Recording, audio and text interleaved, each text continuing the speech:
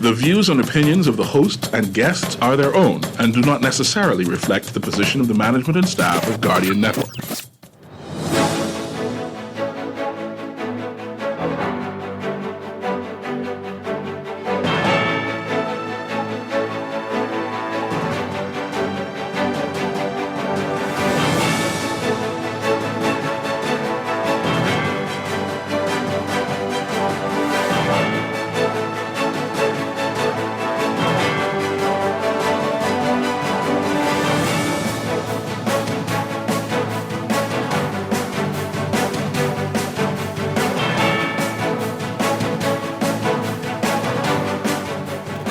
Good morning. The government spends $10 million to fight bad press. Investigations continue into the country's latest murder. And a new local government bill tabled. It's all straight ahead this morning. I'm Dwight Strachan, and this is Morning Blend. It's a new day. Wake up. It's a new day. It's the start of a new way. Don't you know that it's the start of the end of the old way. Wake up, it's a new day. Wake up, it's a new day.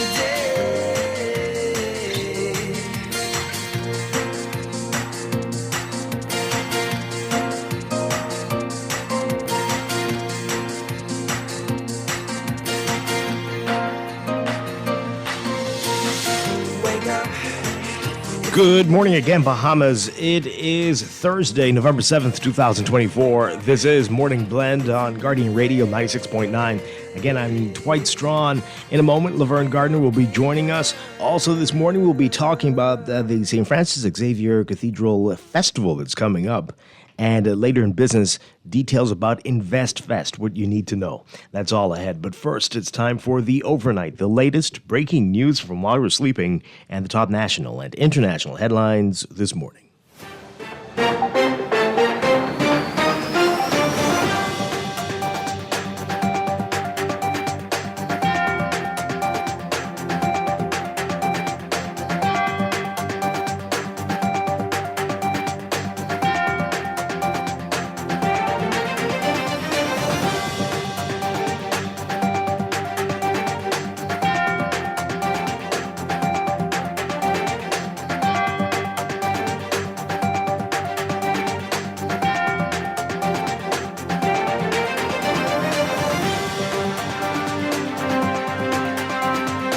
In the overnight, the Davis administration spent nearly $10 million to counter the bad press the Bahamas received earlier this year.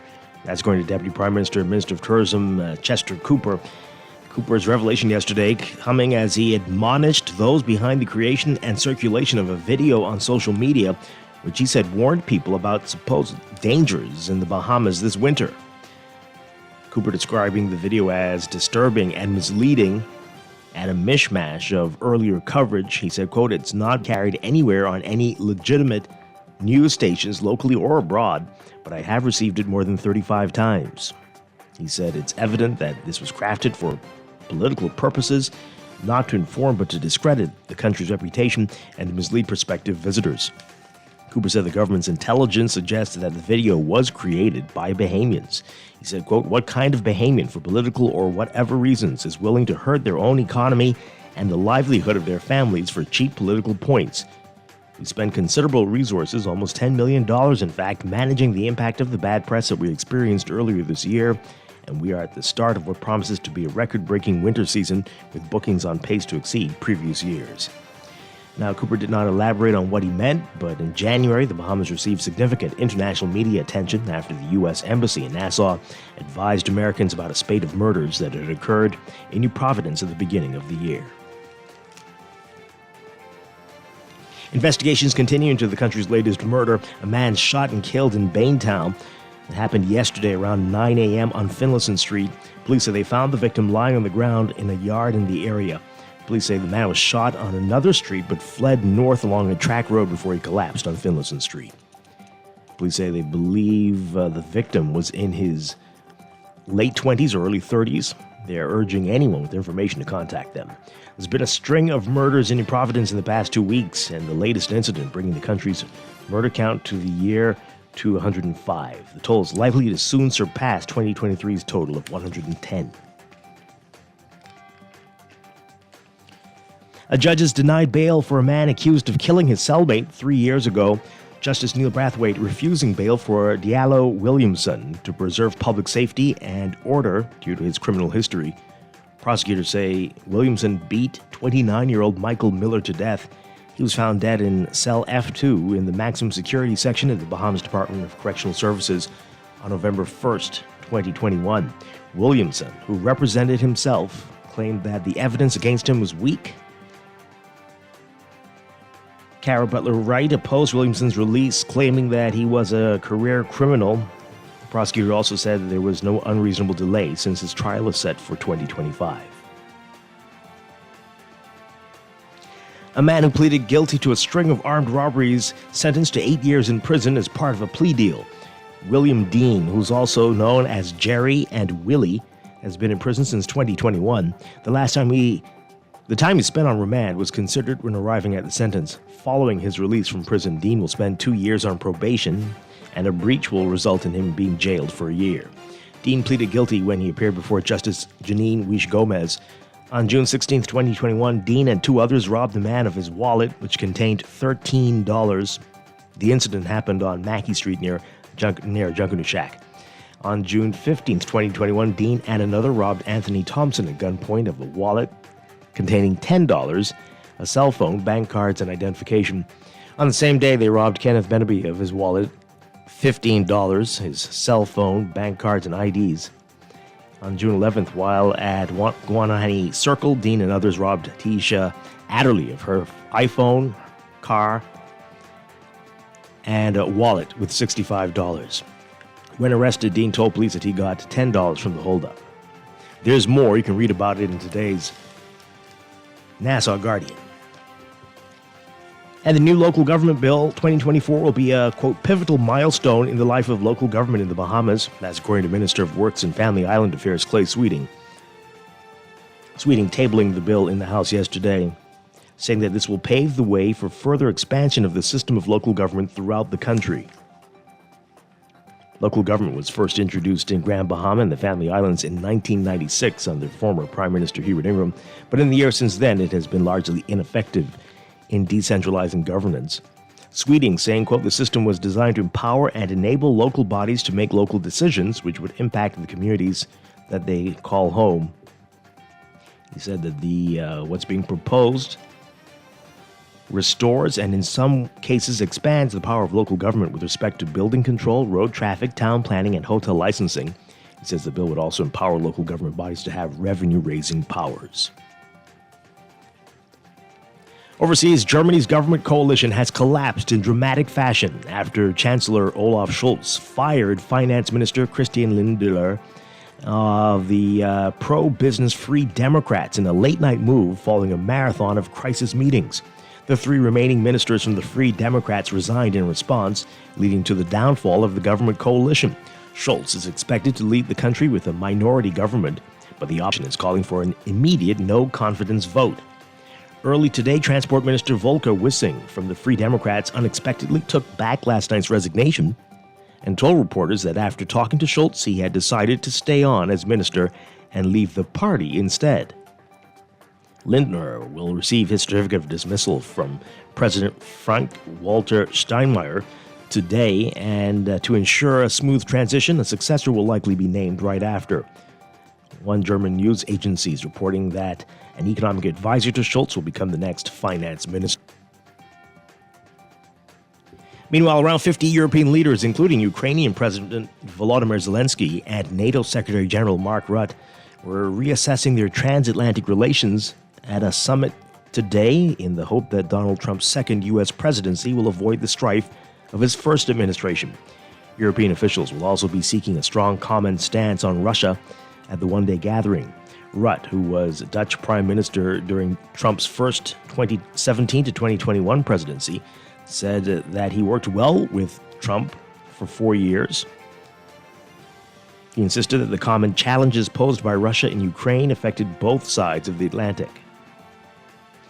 Well, Trump strongly pushed the European NATO allies to spend more on defense during his first presidency, to up and beyond 2% of gross domestic product, and to be less reliant on U.S. military power.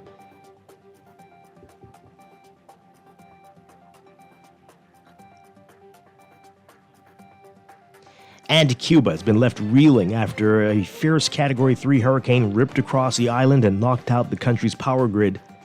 The magnitude of the impact remained unclear through the early hours of the day today, but forecasters are warning that Hurricane Rafael could bring life-threatening storm surges, winds, and flash floods to Cuba after ravaging parts of the Cayman Islands and Jamaica. By Wednesday evening, massive waves lashed at Havana's shores and sharp winds and rain whipped at the historic cityscape, leaving trees littered on flooded roads. As it plowed across Cuba, the storm slowed to a Category 2 hurricane, chugging into the Gulf of Mexico near northern Mexico and southern Texas. But many Cubans were left picking up the pieces from the night before with a strange sense of deja vu after a rocky few weeks. In October, the island was hit with a 1-2 punch, first roiled by stretching island-wide blackouts going on for days, and then it was slapped by another powerful hurricane that killed at least 6 people in the eastern part of the island. While the State Department issued a travel warning for Cuba because of the story, the Cuban government also raised an alarm asking citizens to hunker down.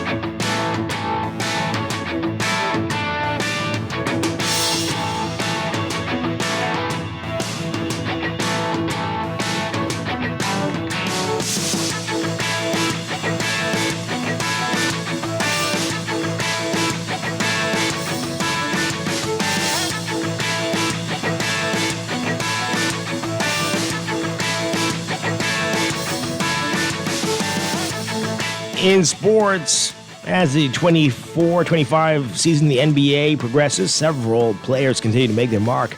Among them, DeAndre Ayton, the Bahamian center for the Portland Trail Blazers. Ayton currently leads the league in double-doubles, a significant achievement highlighting his consistent performance on the court. A double-double in basketball achievement, a player reaches double digits in 2 statistical categories in a single game. Ayton averages 14.4 points and 11.5 rebounds per game. His consistent performance setting him apart. Read all about it in today's Guardian Sports section.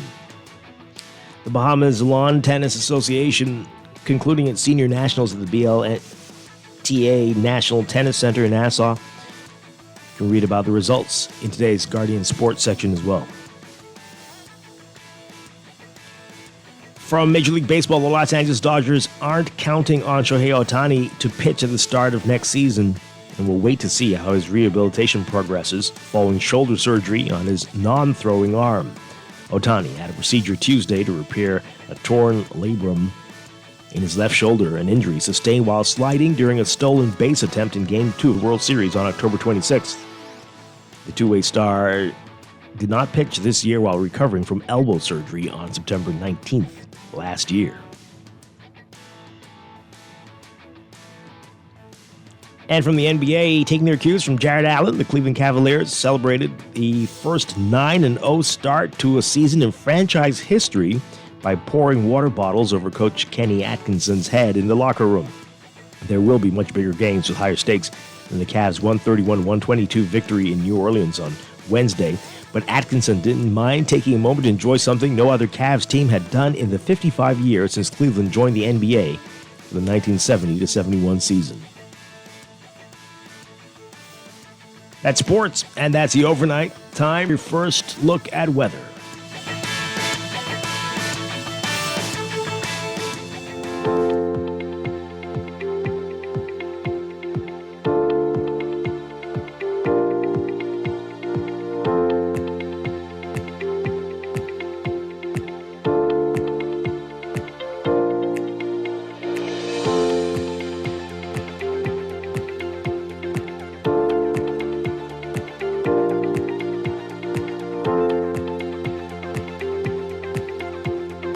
first look at weather for today. We've got a dominating high-pressure system centered northeast of the islands, along with a potent dry air mass moving across the Bahamas. That's going to aid to temporarily quell any significant showers and thunderstorms across the country today.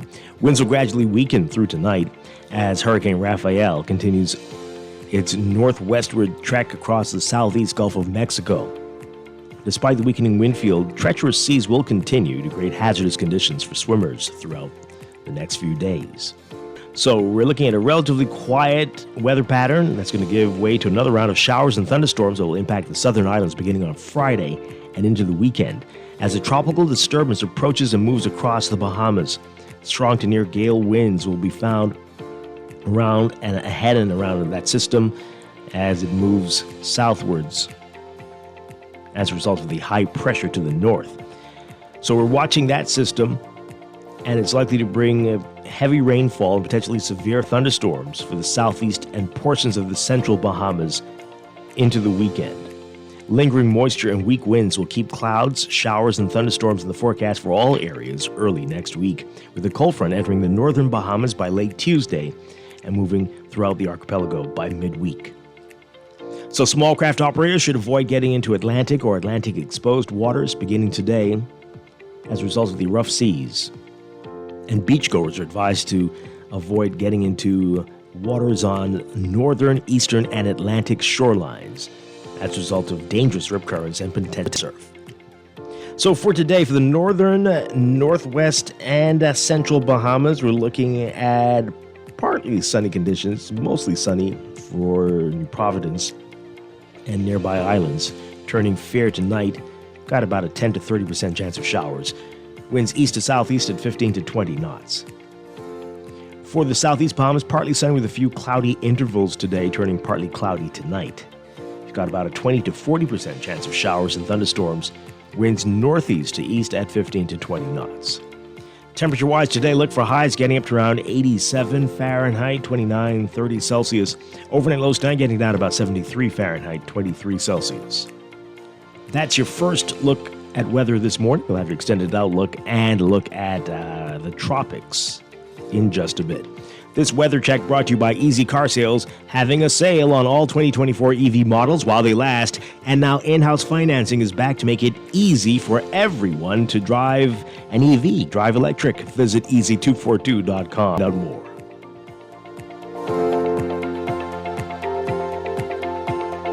Wake up, it's a new day. Wake up, it's a new day. You're listening to Morning Blend. When we come back, we're discussing the day's top stories right here on your home for fresh news and smart talk all day. Guardian Radio 96.9. Wake up, it's a new day. Wake up, it's a new day.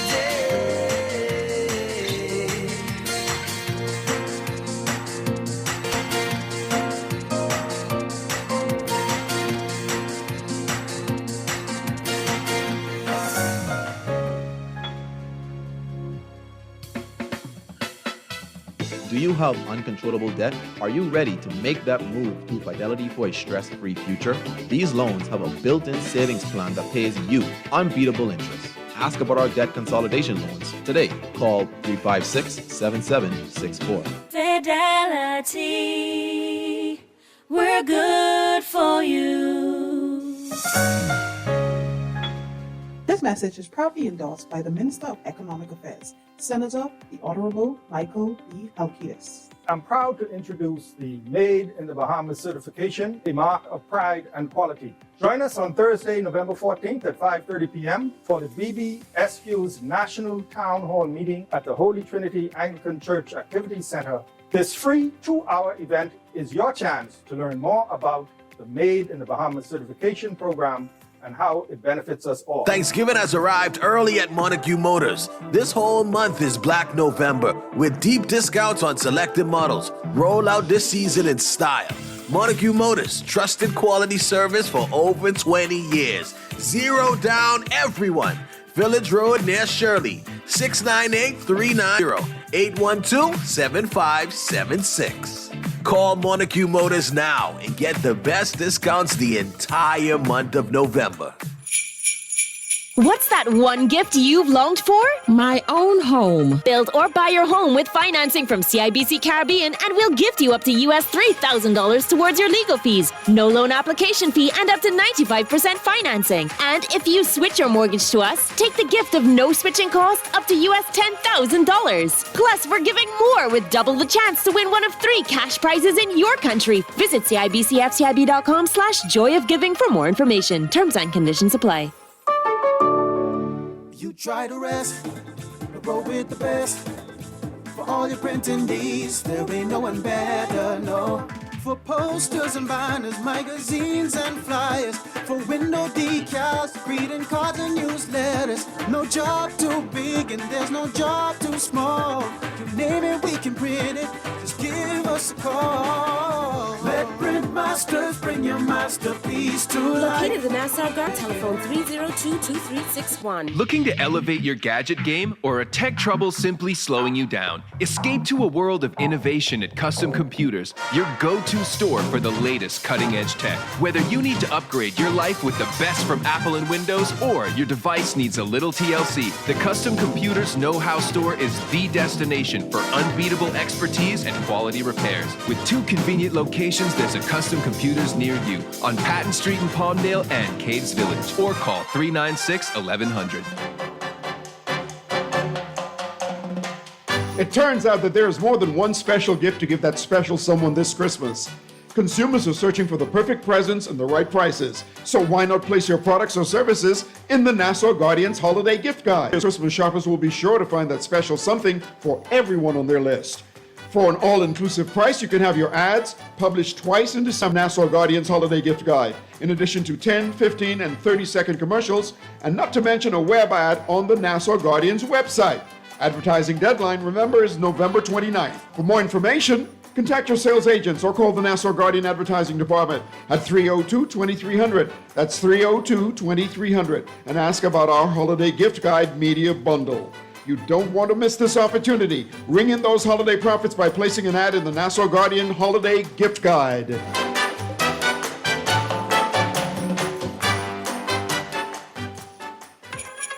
What gifts gives you joy? An investment in land. That's joy to my future. Finance your land with CIBC Caribbean and we'll gift you up to US $500 towards valuation fees, no loan application fee, and up to 15 years to repay. Plus, we'll also give you the chance to win one of 3 cash prizes in your country from our regional pot of over US $100,000. Visit CIBCFCIB.com/joyofgiving for more information. Terms and conditions apply. Wake up, it's a new day. Wake up, it's a new day.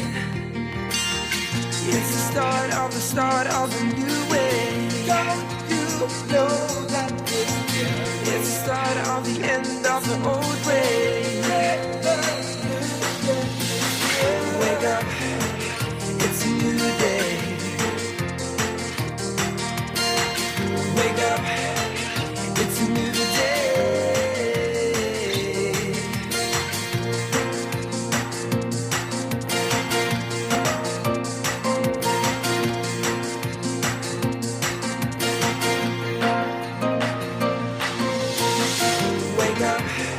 Welcome back to Morning Blend on Guardian Radio 96.9. We are streaming live on GuardianTalkRadio.com and on the Guardian Radio app for smart devices. We're also on your televisions on Cable Bahamas Channel 969 and BTC Flow Channel 612. You can tweet us at Morning Blend 969 or Facebook.com/Morning Blend 969. Text us on the Guardian Radio text line, powered by BTC 422-4796. Standard text rate supply. Once again, I'm Dwight Strachan. Join me now, Laverne Gardner. Laverne, good morning. Good morning, Dwight. How are you? Doing well. How are you? I'm great. Wonderful. Good to have you with us as always. We've got a lot to talk about this morning. Coming up, we're going to get details on the St. Francis Xavier Cathedral Festival that is coming up. And later, InvestFest. We'll find out what that's all about and what you need to know about it. in business. But right now, it is time to talk about what's in the news.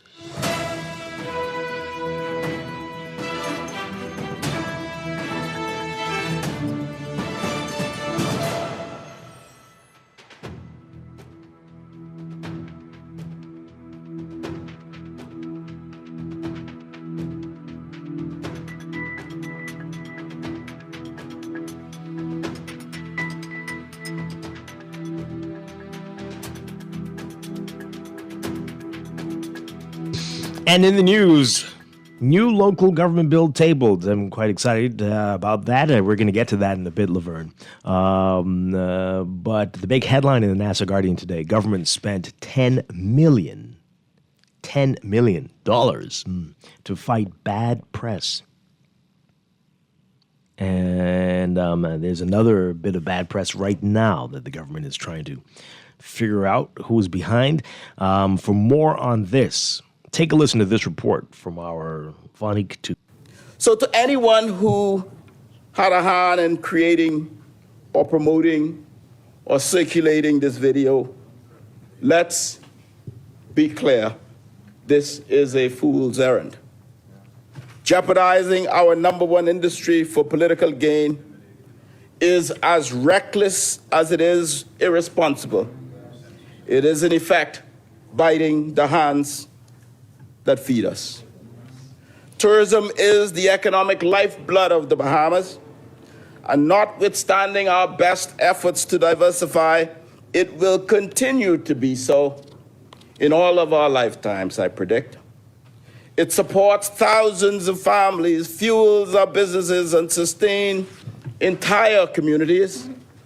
And for any misguided reason to attempt to shame the government of the day by undermining the single most important sector in our economy shows disregard for the welfare of Bahamian families. It is frankly unpatriotic and unhinged, Madam Speaker. Okay, not a report from Vanik 2, but just the clip from Chester Cooper speaking there. I'm not sure about the video. Have you seen this video that is circulating, Laverne? I haven't seen or heard about it. I have not. Yeah, but again, they're saying that they're very concerned that this is locally produced, and I don't know why would anybody do that. But let's get right. Yeah. So that is surprising, but also the number, 10 million to fight bad press. Wow. All right, so let's get your reaction to it. We know what this is about. This is early in the year when everybody, it seemed more so than usual, when the State Department issues a travel advisory. You know, a few people here and there may cover it, but it went very viral this time. It went viral, yeah. And not surprising, because this is a very small country and the murder count so early in the year was astounding, but it was covered all over the world and aggressively. So let's get your reaction to 10 million. That's a lot. That's a lot. It wasn't just that, but that was total so far because, was it this year also when the cruise ships were also doing the warning, and then there was the incident in Grand Bahama with those two ladies.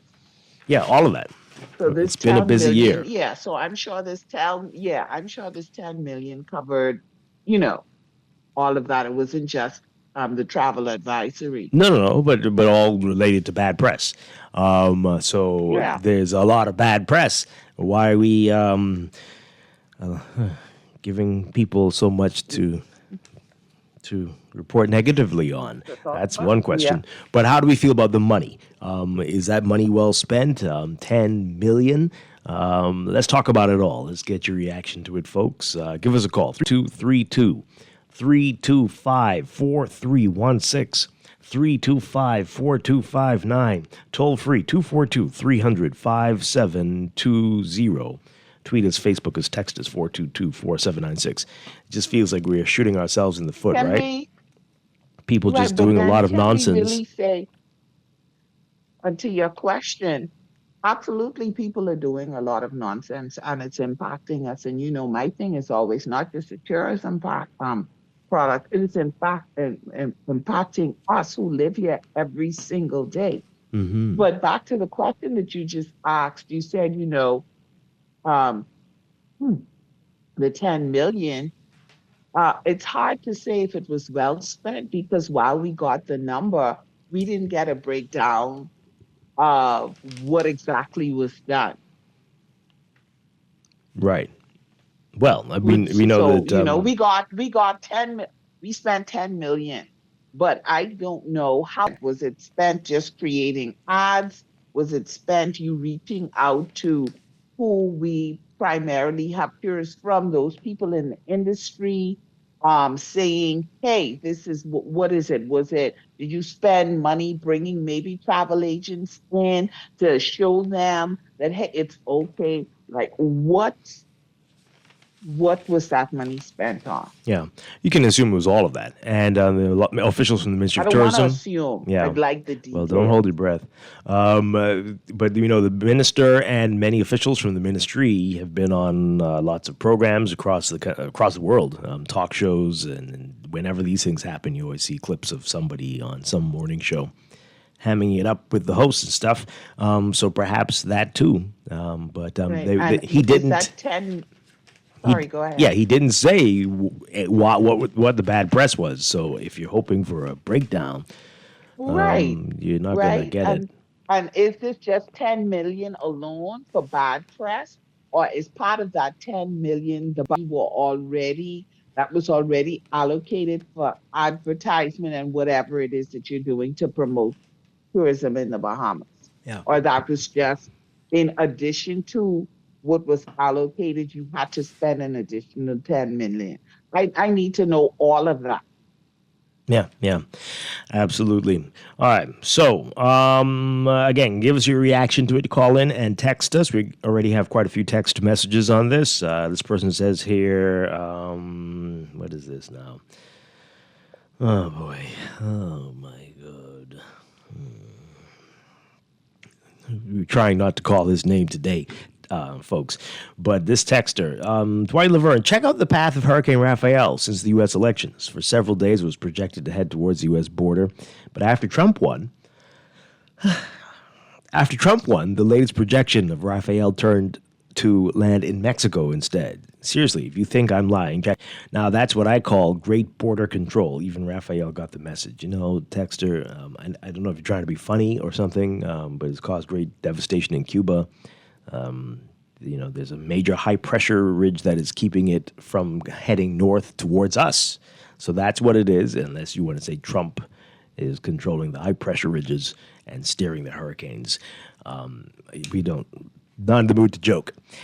Not at the moment. Not yet. Maybe check us in a few days once we can get over. Anyway, any comment on that, Laverne? You want to, boy. And we pray for the people in Mexico as well. I don't want to make light of. Yeah, this is ridiculous. Of the hurricane and the direction, but in terms of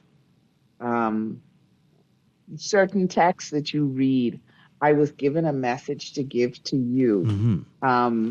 I was at a wedding on Saturday, and Vaughn McCoy, I'm calling his name, who's always listening, who said to let you know that when you read some text, as you call them, it ruins his day as well. Oh, good. So I am not going down in this ship alone. All of you are going with me. If I have to see them, yes. Well, if I have to get them, you're going to hear them. Not just me. My brain won't rot alone. All of us are going to get it. I want you to know about your countrymen. Know who they are. Everybody needs to hear who that person is in your car. You think they're a good, innocent person. They're texting foolishness to us. I guarantee you. Anyway, this texter says that y'all would be surprised to know how desperate the government is to protect their precious tourism.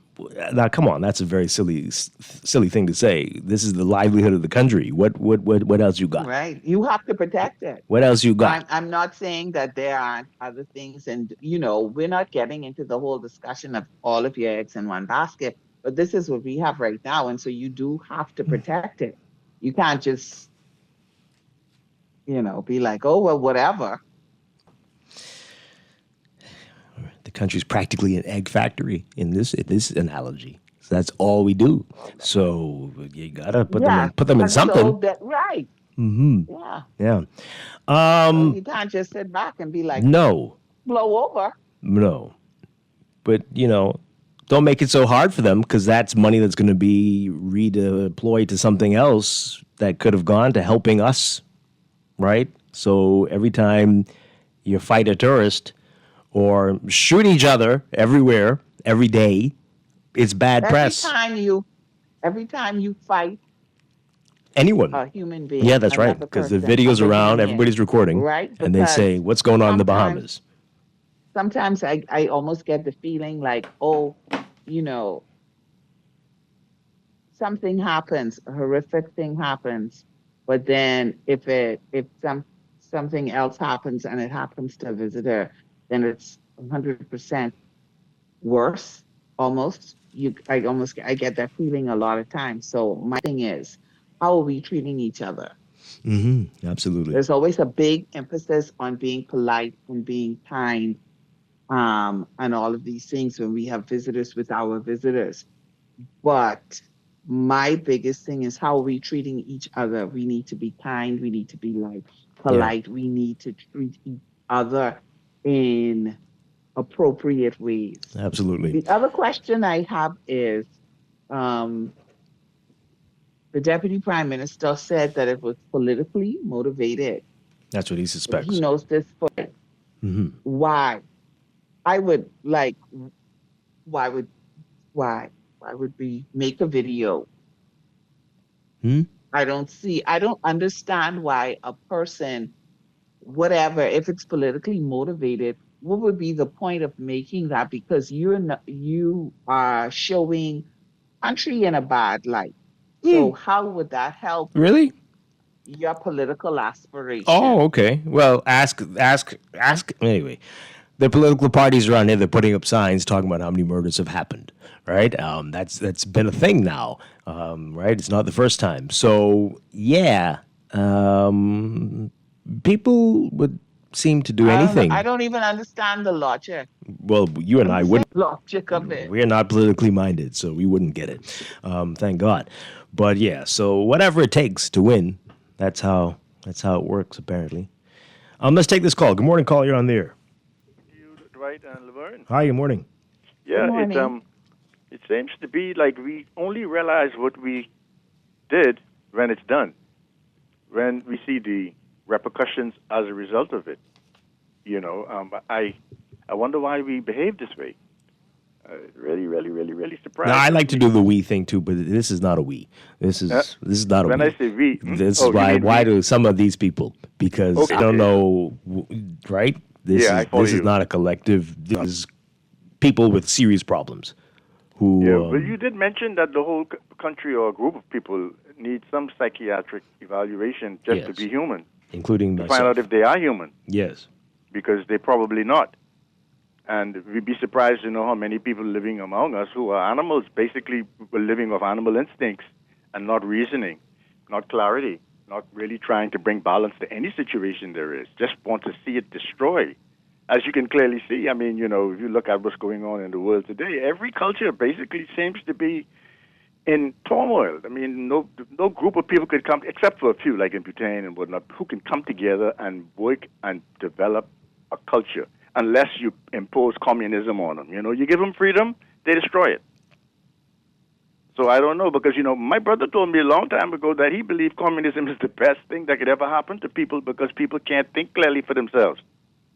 But we need to realize that I think it's 70% of every dollar that comes into this country from tourists. We need that dollar, right? We need that $7 or whatever you want to call it. We need that.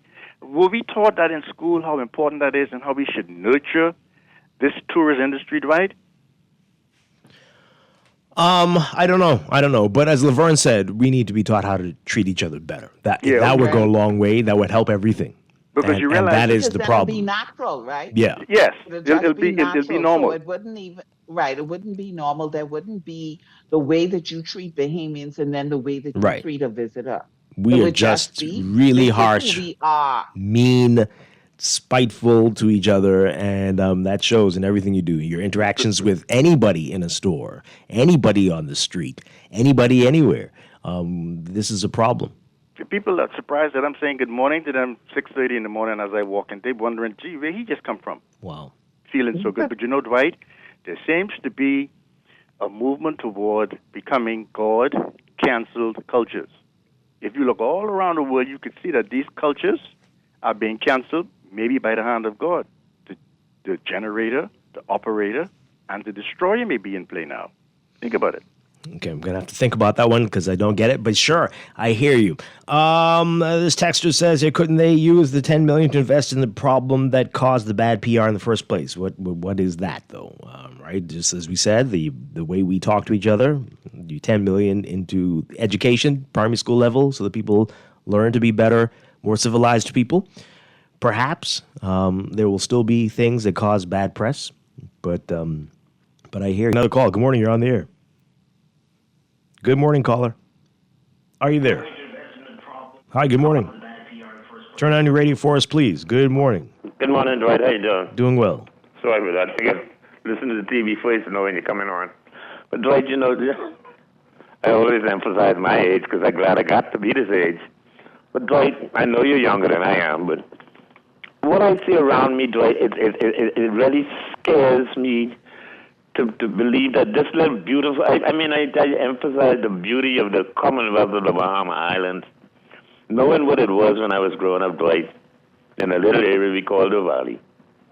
And what it is now that I don't even live in the Valley no more, but I visit there nearly every day. I go through, I hail my old friends who are living there now, because most of the people who live there now in the Valley are nobody that I know anymore. A whole new bunch of people living in the area we call the Valley. But Dwight, it scares me that in the day I'm afraid to leave home. In the evening we got to go and sit on Saunders Beach up in the Dakota water and eat some Keats chicken and had no fear. Feed the little dog outside the car door. No fear. I'm scared to go sit on the beach in the day. All you hearing every day around here, Dwight, a little small Japanese dark tinted car pulled up. 3 fellas came out with what these guns they call them. We never even saw them in the movies. When we see the cowboys had little gun. Police never had gun.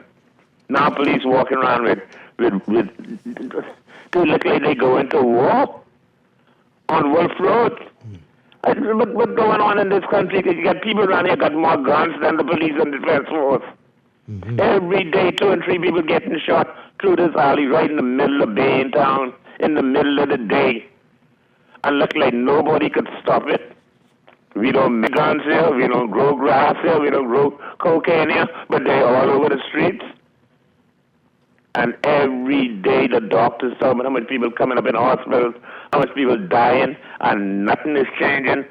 Dwight, I don't know what's going on. I'd be scared for my children and grandchildren.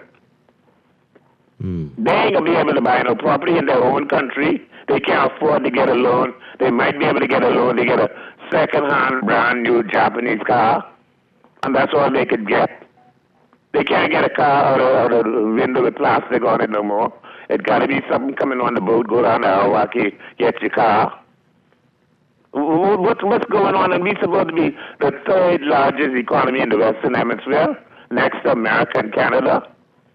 One of the best shipping lanes in the Western Hemisphere. Some of the best fishing grounds in the Western Hemisphere. We're supposed to have the best little country in the Western Hemisphere, and we living like paupers. Yeah. Thank you, Sparky. Really appreciate it. A lot to think about there. Yeah, we are losing our way in many regards. Well, as we've said many times, Laverne, we just cannot.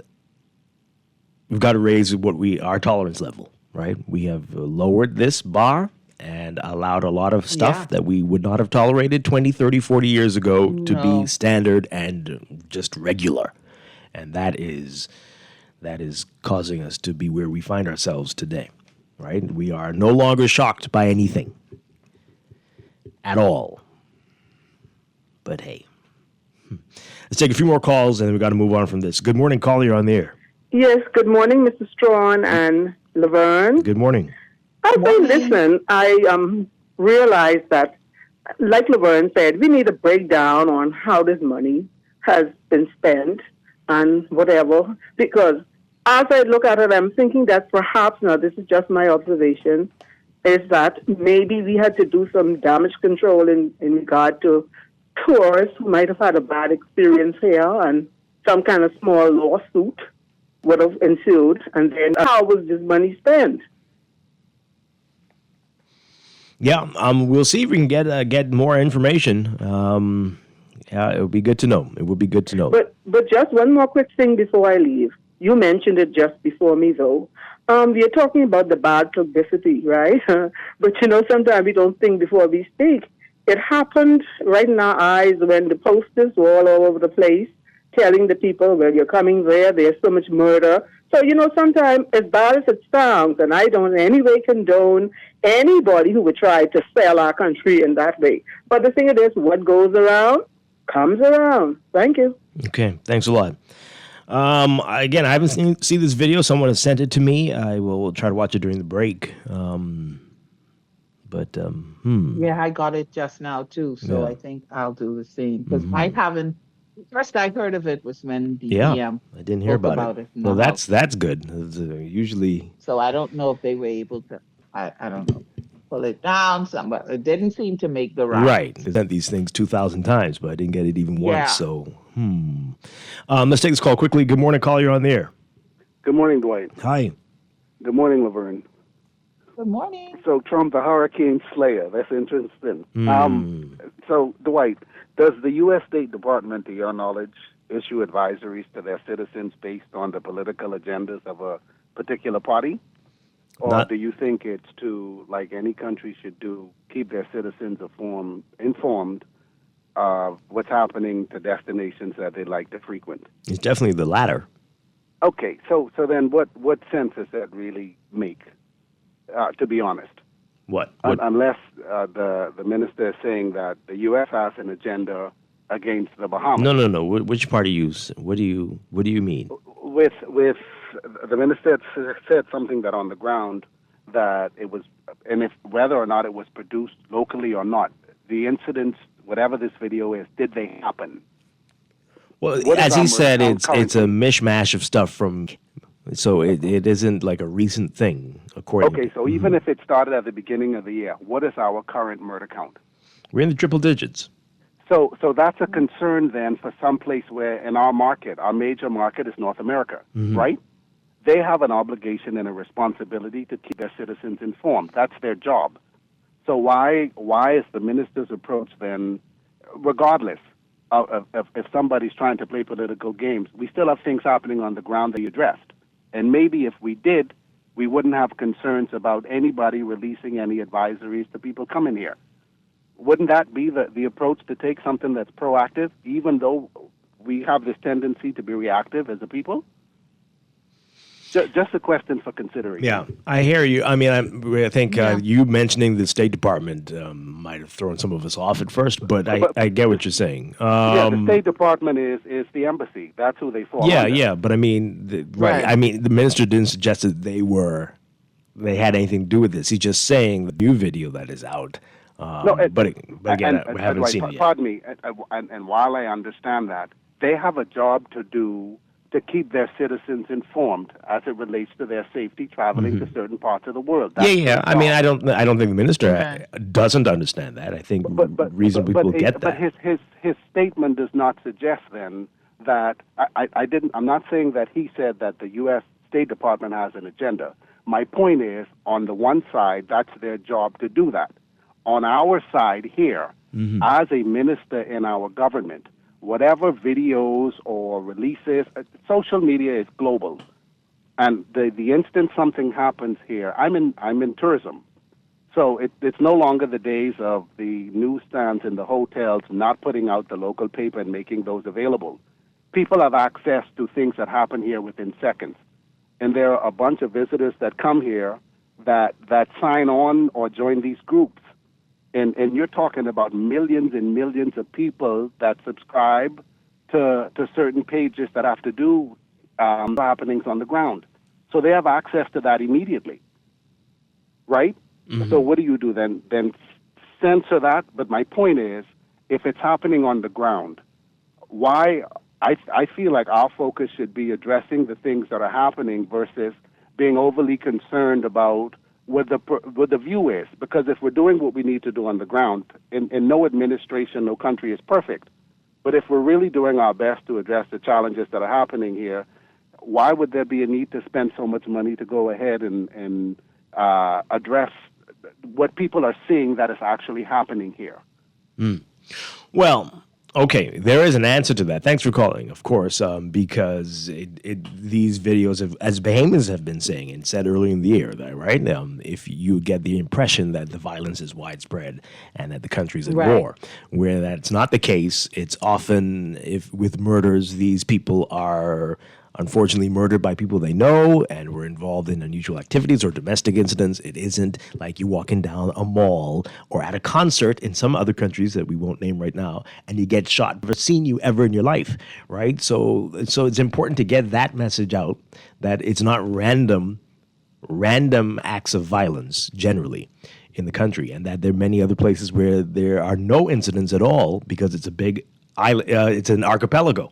And so you can't not get the logic. You can question the amount spent, but it's good to get people to understand because they will say, the Bahamas is this, and right, it's only New Providence and parts of New Providence where there are issues. So it's understandable that you want to get a spin on some stuff, but 10 million is a lot. Yeah. Yeah. But again, we don't know. Like I said, there are too many things that we're not clear on when we get that just one lump sum, right? So it's hard for us to say, okay, money well spent. I get it. I understand. So in my mind, I have these questions. Yeah. But I also get what the last caller is saying. I think we have a responsibility to do both. We have a responsibility to make sure that when these types of videos come out, we jump on it, but we all have an even greater responsibility that, for the most part, that there's no need for someone to try to create these videos. Yeah. All right. So I'm watching this And on so that's mute. the greater responsibility. I'm watching what was sent to me on mute, and it starts off, and this is probably why the government is concerned. It starts off immediately with text over a police car saying, Bahamas quickly becoming most violent nation per capita in the hemisphere under Davis administration. So immediately there, wait a minute now. So this is clearly, I guess as they that's why say, they political. politically Right. motivated. Because you could have just said hemisphere period, but under Davis Right, administration, but to this point it is, out. yeah, so that's the, trying to figure out what Okay, the and heck. then it goes on to highlight certain warnings that the Department of State gave. Yeah. All right, let's take this call really quick, and we got to go to a break. Caller, we only got about 30 seconds. Good morning. You're on the air. Yeah, good morning, Dwight. Good morning, Levine. I mean, just give me 1 minute, though. But here's a quick question, and both of you asked the right question. Dwight, when was the video produced? When was the range was done? And what is the analytics? I mean, from the time when this supposed impact happened, when was the $10 million spent? And what was the impact of the analytics of that? Because clearly, every single day, those type of videos are being published, and they are being shared around, even whether they reference Mr. Davis or not. And so when you begin to look at the spin, and I think for me, I think this is more gaslighting because it came at a very time when additional information concerning the subduing of information of the tourism impact, it then begins to justify that, look, people are, the impact for tourism is not just from the actual natural attrition that is happening economically, but from because dozens of them produce on a weekly basis. So I would like to know No, when I don't think he video suggested that, though. He just said he but I'm saying, highlighted but this you're not- as one example of the bad press they have to deal with, Right, but and that to no, date no, but- for the but year they've the point spent is- up to that. Right. The point is that we have bad press continuously, but the question is why the emphasis on this one particular video? Because what I'm saying is this: Yeah, I know I don't think there was a lot of emphasis placed on this one particular video. He brought that up to highlight that there's always this bad press, and they've spent this much, if so far this year. But this amount, if I could there's a just natural interrupt spin. for 1 minute. If Go I ahead. could just interrupt for 1 minute, Dwight, I'm going to disagree. I think that the focus was this video. I don't think that was just used as an example. I think that because, yes, he did speak about how much money they spent, but he emphasized this video and in light Additional of the $10 fact million that it was spend. that in light of the fact that it was made here, and so it was made, as he suspects, by a Bahamian for political motivations. And I think that was intentional. That wasn't just, see, this is an example of what we're fighting. I think he was very specific about that. Yeah, absolutely that was. particular video. And I believe that he was specific about it because it did say that part of the reason he was specific about it was because it highlighted Davis administration at the beginning and also at the end, as I too was watching it on silent. So I think that really got, And Dwight, so this is what I'm saying is this. I know we don't like freedom of information and transparency and accountability, but this additional spend can easily be justified by basically the impact that this video particularly had, because there has to be some matrix to support the urgency of action and the reach that you have. Because what he said of $10 million would have hired 400 people at $500 a week for 1 full year, 365 days, sharing positive information across the Bahamas. 400 people, and if you go to the minimum wage, it would require 800 people just sitting with a tablet, going to the thousands and thousands of rooms and whatever, and producing 1 or 2 videos and having them simply shared in the same capacity would have significantly more impact. The point I'm making is that we still have leadership using 20th century processes to address 21st century issues in our country. And when we talk about marketing, when we talk about we have to begin to rethink. We need leadership that understands the way things work in the 21st century. I hear you. Thank you very much. Laverne, I don't know if we're saying anything that different from each other. He brought up the video and said this is another example of what we have to deal with, yet this one is locally produced. And to date, we've already spent up to $10 million, and yet these things keep coming at us. And why would somebody do something like this just for political brownie points? They haven't spent $10 million because of this video, of course. But they're just saying, hey, things are already crazy, and yet somebody, just to take swipes at the Davis administration, has gone and done this. God knows how widespread this can go. And I mean, that's a valid point. Like, what are you doing? Why you know how things work. This is going to be forwarded 1 million times before the end of this show. And just so you could potentially get a couple of votes, and I think that's what the concern is there. Yeah, I'm looking at the end of it now. It says administration murder and horrific killings are at the tip of the iceberg, as well as a record number of police charged with unjustifiable homicides. Yeah, interesting stuff. All right, we got to take a break. This is Morning Blend on Guardian Radio 96.9.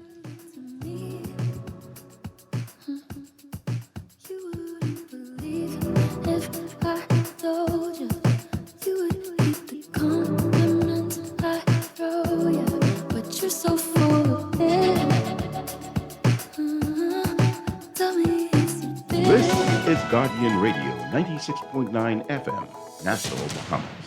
It's a Christmas wish for all of you. Get a no-fee loan from RBC, it's true. No more wishing for your Christmas ideas to come true. Get a no-fee loan from RBC and make those ideas a reality. It's a Christmas wish for all of you. Get a no-fee loan from RBC, it's true. Finding the right loan for all of your Christmas ideas starts with a conversation. Visit a branch to speak with an advisor today. Offer ends December 31st.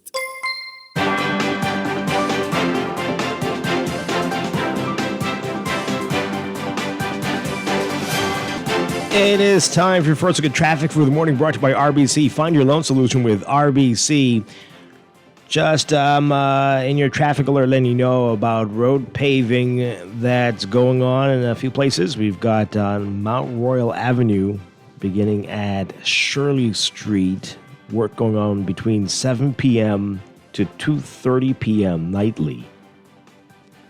And only residents will be permitted access, and everyone's advised to pay attention to all signage and avoid the area if you can. That started on Tuesday, expected to continue until November 15th. There's paving work going on Cowpen Road as well. Keep that in mind if you're in the area. In your real-time traffic, we've got heavy traffic, a number of hot spots. Milo Butler Highway from well south of the Fire Trail roundabout. If you're heading northbound all the way up to Tawny Williams Darling Highway, traffic is back to both directions on Fire Trail right now, heading towards that roundabout. And some slow-moving traffic on the Tawny Williams Darling side, heading toward the roundabout westbound. Gladstone Road also busy for you, just north of Fire Trail all the way up to John F. Kennedy Drive and the roundabout with Bahamar Boulevard. Heavy traffic from St. Vincent all the way up to Independence Drive, especially near Carmichael. Carmichael backed up eastbound to that junction with Blue Hill Road, and Blue Hill from there straight up to Independence Drive. Heavy traffic for you northbound. East Street and Soldier Road, north of that intersection, slow-moving northbound traffic towards the roundabout with East-West Highway and Independence Drive, and traffic is coming at you from all directions there slowly toward that roundabout. And northbound on East Street towards Robinson Road, also slow-moving traffic there. Prince Charles Drive, a number of hot spots there near Fox Hill Road, and especially closer to Beatrice Avenue on the way to Soldier Road and into Robinson Road, slow-moving westbound traffic. Heavy traffic on Soldier Road north of that intersection on the way to Bernard Wolf and Village Road. Bernard seeing heavy traffic near the schools, and Eastern Road, you're not moving, east of Fox Hill, straight up to Johnson Road if you're heading westbound this morning. We'll have another update for you after the 8 o'clock news. Morning Blend Traffic brought to you by RBC. Start a conversation. At rbc.com/loan/all of you. We'll be back with more Morning Blend after these messages here on Guardian Radio 96.9.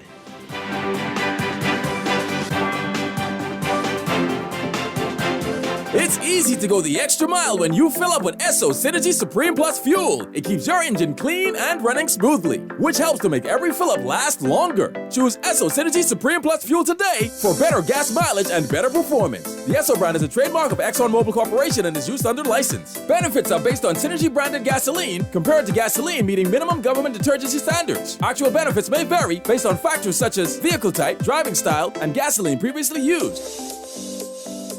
Your health just got brighter with Lamp Insured. Sign up for Doctors Hospital's Lamp Insurance Supplement Plan and enjoy copay waivers and complete access with no upfront ER or inpatient collections. Only $30 per month. Visit doctorshosp.com/lamp to sign up or contact 242-822-1009. That's 242-8209. Your journey to affordable and worry-free healthcare begins now. This Christmas, Alive is partnering with Western Air to bring Bahamian students home. Enter our It's Good to Be Home contest, where 4 lucky students will win a trip back to the Bahamas to celebrate with family and friends. Because nothing feels better than being home for the holidays. Visit BeAlive.com or follow us on social media to learn how to enter live. Maybe it's time to explore your options. There's no harm in reviewing your mortgage arrangement and considering a better deal. CIBC Caribbean can help you narrow your search and decide. Switch your mortgage to CIBC Caribbean and enjoy a special interest rate and help towards your switching cost. Visit CIBCFCIB.com/inspired home for more information. Conditions apply.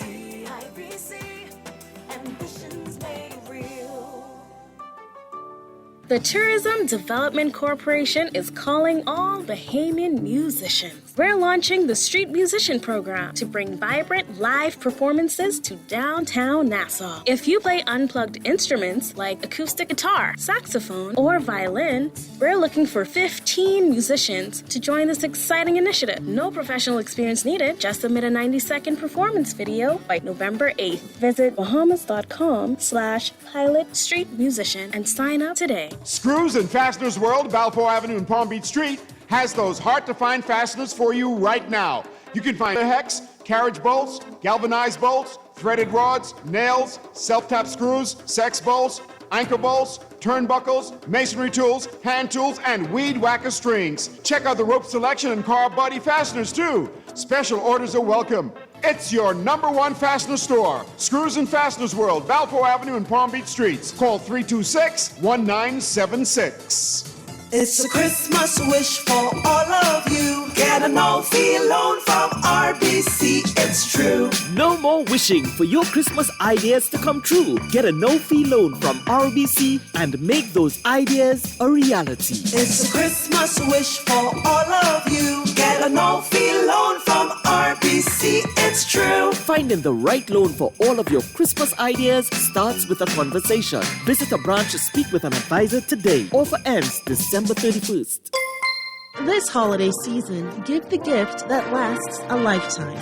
Financial freedom with CFAL. Whether you're looking to take the stress out of holiday giving or plan for the future, CFAL has you covered. With our suite of savings products, you can start with a minimal upfront investment and low monthly contributions. Get a jump start with 2025 financial goals with CFAL Savings Express, or give the little one with the CFAL Education Plan. You can also secure your own future with the CFAL Blue Marlin Retirement Plan. This holiday season, make your gift count with CFAL, where small savings lead to brighter futures. Visit CFAL.com today to start building wealth so you can live well. Happy holidays from all of us at CFAL.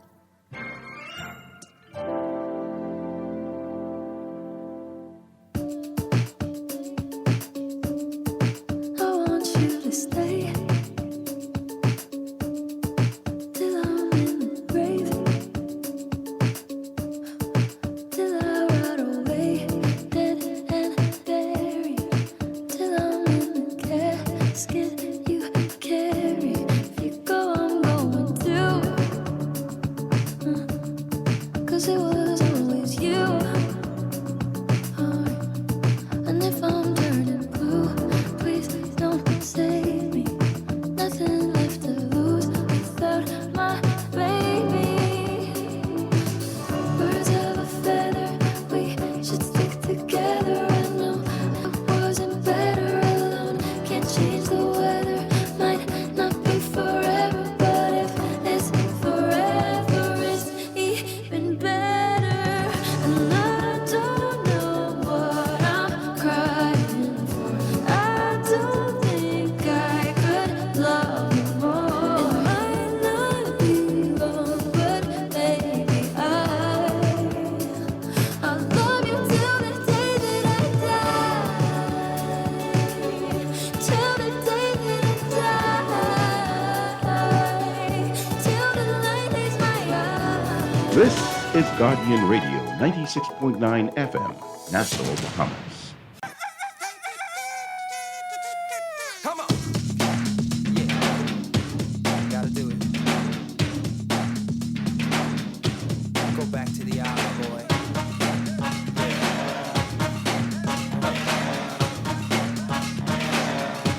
Let's go.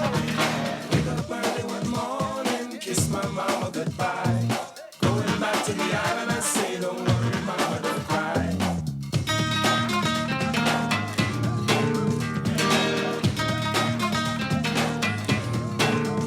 I'll be leaving on the Isles Mabel. I sure hope that she's still able. So this evening round 5 o'clock, I'll stand at her bow and see the dock. Out in the field from dawn till dusk, swimming in the blue pool is a must. That island where I was born, the first thing I'll do is brew some corn. Wake up early one morning, kiss my mama goodbye. Going back to the island.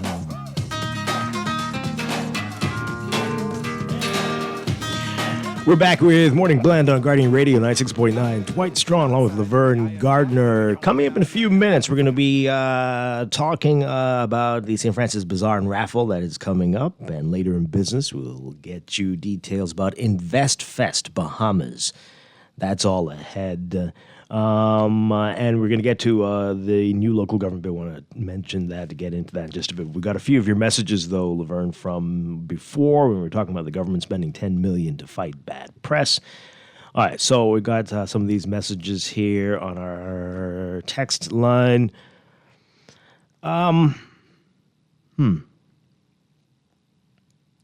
Yeah, so this message says here, take the $10 million to invest in well-researched, well-defined programs to steer our young people away from the life of crime.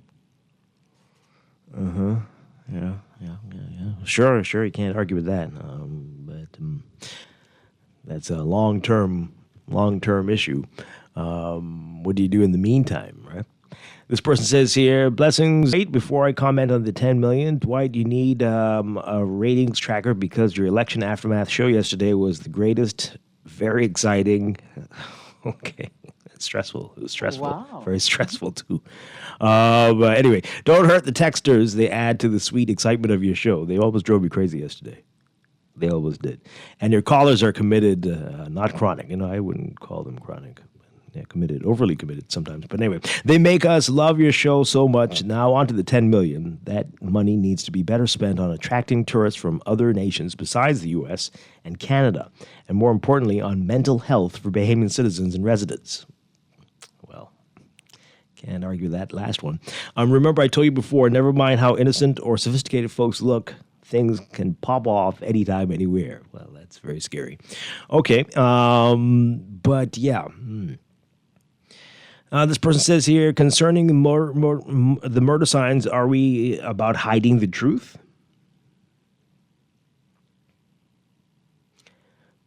When it was done before, it wasn't about hiding the truth. It was about what is the purpose? What is the purpose of this? Hiding the truth. Are we okay? When we put up the murder signs, right? Whomever put it up, what is that? What is the point of it? We are putting it up to us of what the count is, remind us that we have a problem that we cannot seem to get a handle on. What is it for? Because we already keep in count. That's the question. Nobody understands. What are you trying to say? I mean, you're showing it to the people who are going out there to commit murder? Like, hey, To let them keep know, it up. Hey, this how far you are. So what is the purpose of posting the signs? What is the purpose of it? Is it helping in any way? What is it doing? Yeah. This texter says here, embarrassing us. get the crime problem. The text, get the crime problem under control, and there won't be bad press. Simple. Yeah, well, okay, that's easier said than done. But again, Clearly it isn't simple. Yeah. Right? It isn't simple. If it was, it would have been done. I refuse to believe that any government is like sitting back going, okay, all right, 107 murders, 110 murders, okay. Clearly it isn't simple. Another text, instead of investing in education and social services where it's needed most right now, and instead of investing in crime prevention. Okay, well, this is not going to get people anywhere. So all those things are happening, of course, but you do have bad publicity. And what do? Just sit back and say, oh, well, if you come, it won't be as bad as that. You'll see, and just say, hope that they will choose to do it. I mean, you gotta let people know it's happening here, there, in certain spots. If you're getting mixed up in drugs or gangs or cheated on somebody with somebody else, yeah, you likely will end up being the victim of crime. If you are just in a store downtown, you won't necessarily be a victim of crime, unlike in some other places, right? So people need to know. But again, was it $10 million worth? All right, so the messages are coming in. It's back and forth on this. People upset about the crime situation, but again, yeah, we all have a role to play in that one. All right, so we're going to leave that there. I want to get to this very quickly. You all who listen to the show regularly know this should get me excited, but will it? Rachel Scott writing about it. The new local government bill 2024 will be a pivotal milestone in the life of local government in the Bahamas, according to Minister of Works and Family Island Affairs Clay Sweeting. Sweeting saying yesterday, quote, what I must say is I feel that this bill will revolutionize local government in the Bahamas and pave the way for further expansion of the system of local government throughout our country, Sweeting said as he tabled the bill in the House of Assembly. Local government was first introduced in Grand Bahama and the Family Islands in 1996 under former Prime Minister Hewitt Ingram, but in the years since, as well know, it has been largely ineffective in decentralizing governance. Sweeting said, quote, the system was designed to empower and enable local bodies to make local decisions which would impact the communities that they call home. Over time, we've unfortunately seen the system regress, particularly in terms of the re-centralization of statutory responsibilities and the diminishing of powers of local authorities. However, today marks a new day in the life of local government in the Bahamas as we know it. Sweeting said that the bill restores and, in some cases, expands the power of local governments with respect to building control, road traffic, town planning, and hotel licensing.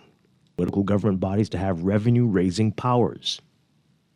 Sweeting said, quote, for decades, local authorities have pleaded with successive governments to be given the legal authority to raise revenue.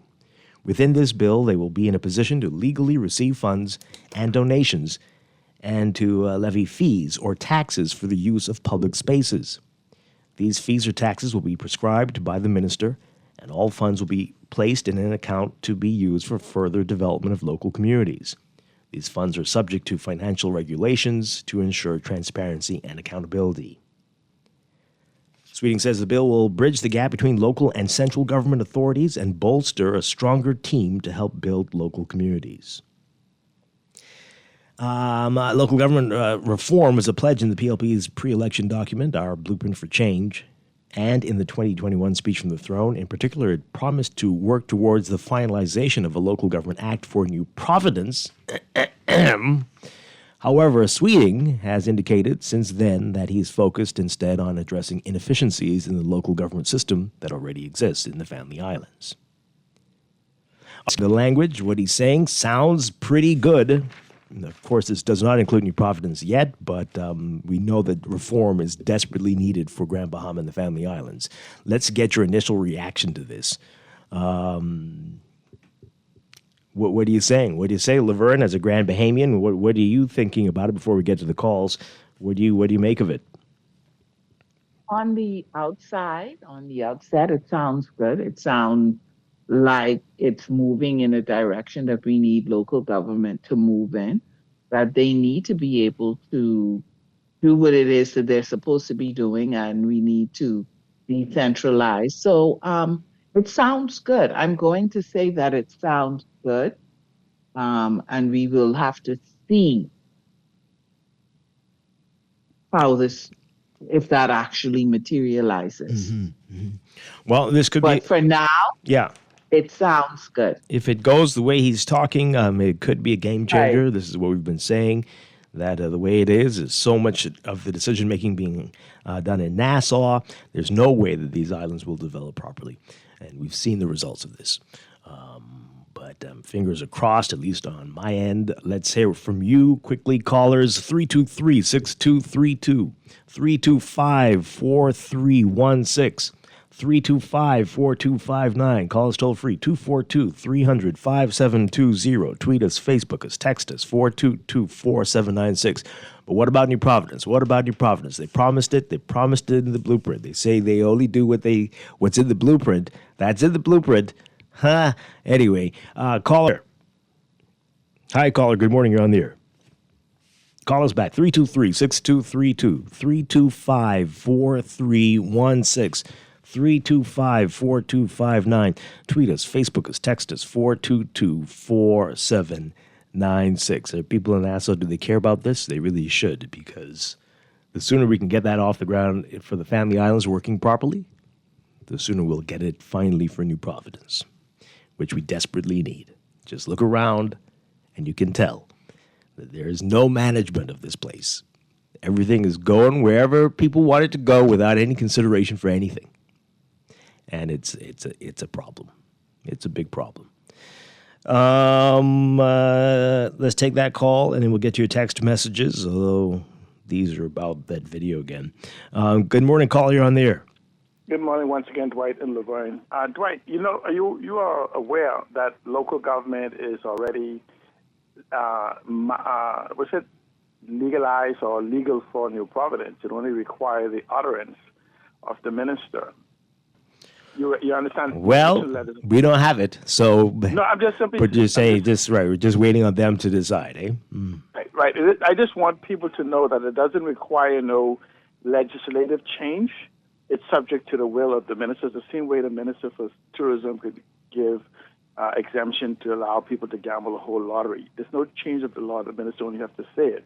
But what happens now, if we look at Freeport, as you say, we already have a form of local government.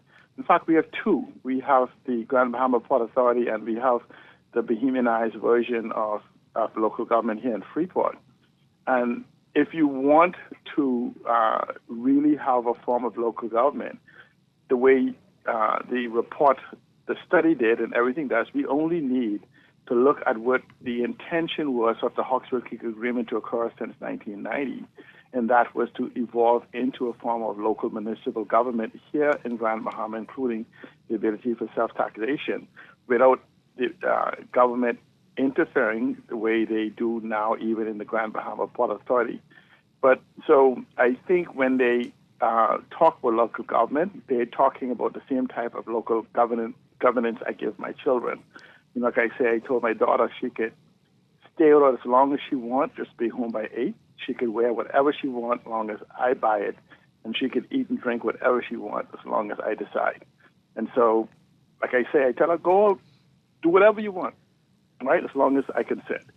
I want you to go out and buy whatever you want, as long as I have to stay out as late as you want, just be home by 8. That's not local government.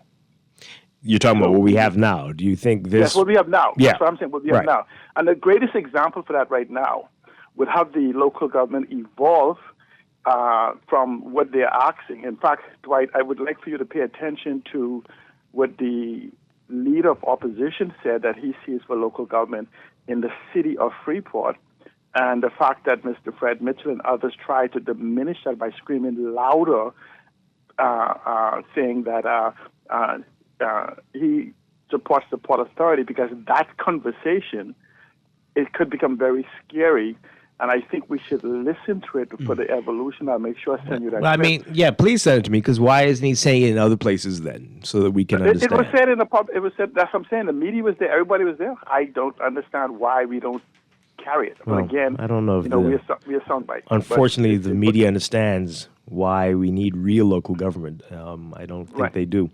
But I'll send you the information on it, because the primary media was your station, your sister station, whatever. So I'll send you the date now. At Freeport, I pay very, very close attention to Freeport. But what do you think of what you're hearing about this new bill? Are you encouraged?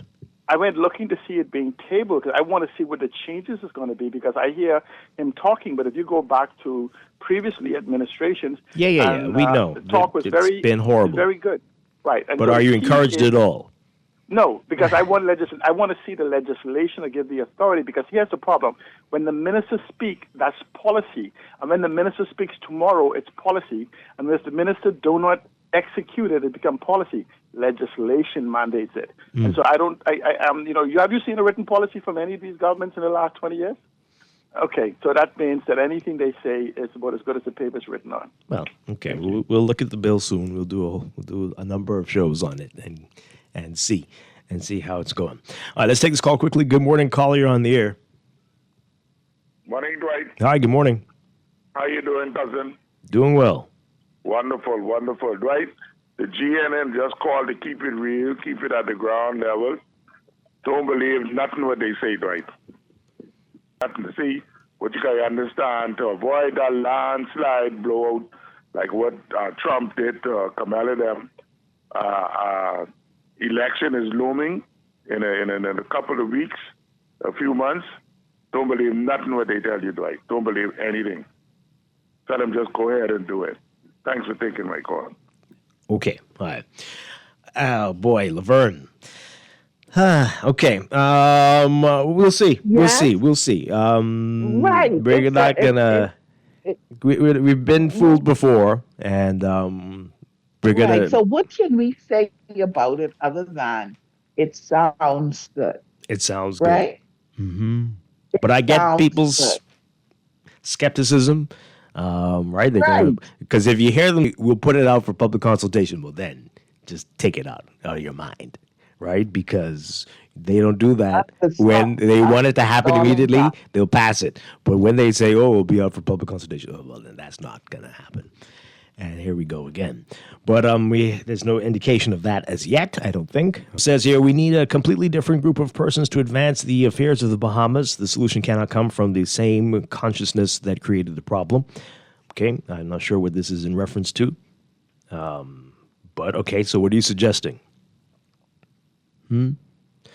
This person says here, why would someone make the video? Please ask Chester Cooper why Dave continues to make harassing phone calls to Guardian Radio and whether the PLP leadership has asked him to stop being a public nuisance in the name of the PLP. Okay, well, they go on to say, I think this part's about local government. Please speak to Roscoe Thompson, who comes on Naughty Show just 2 weeks ago. He said the government, without any notice, grabbed all the money out of the local government. See, this is hearsay there, but as a result, multiple checks were bounced. They had no finances to do anything. He previously also said permitting for, okay. Anyway, we'll look into that. That's serious. Did you ever cover the video of the boys assaulting the boy? Do you know what this is about? Bet if it was a little girl, y'all would have talked about it. This is a serious. My goodness gracious! The boy assaulting the boy every single hour in this place. Which video are we talking about here? Apparently, there was a video where a group of boys sexually assaulted and recorded. They sexually assaulted another boy and they recorded it. Mm-hmm. Okay, I'm not aware, but that's horrible. Wow.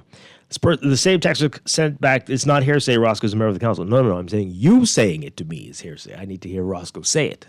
Right. So, yeah. We'll take this and then we got to take a break. Good morning, caller. You're on the air. Morning, cousin Dwight. Sorry for calling back. Dwight, how could you let me commit the cardinal sin this morning, Dwight? You didn't say hello to Laverne? Yes, my girl. You didn't have to call back for that. But I mean, I'm sure she and Laverne even didn't say nothing. Good morning. Good morning, Laverne. You're taking up time. We got to go. Thank you very much. Laverne, you happy now? Okay, good stuff. Good morning, caller. You're on the air. Hi, good morning. Are you there? No. Okay, see, caused that guy to go away now. Anyway, let's take a break. The guy hung up at right, because he's saying good morning to Laverne.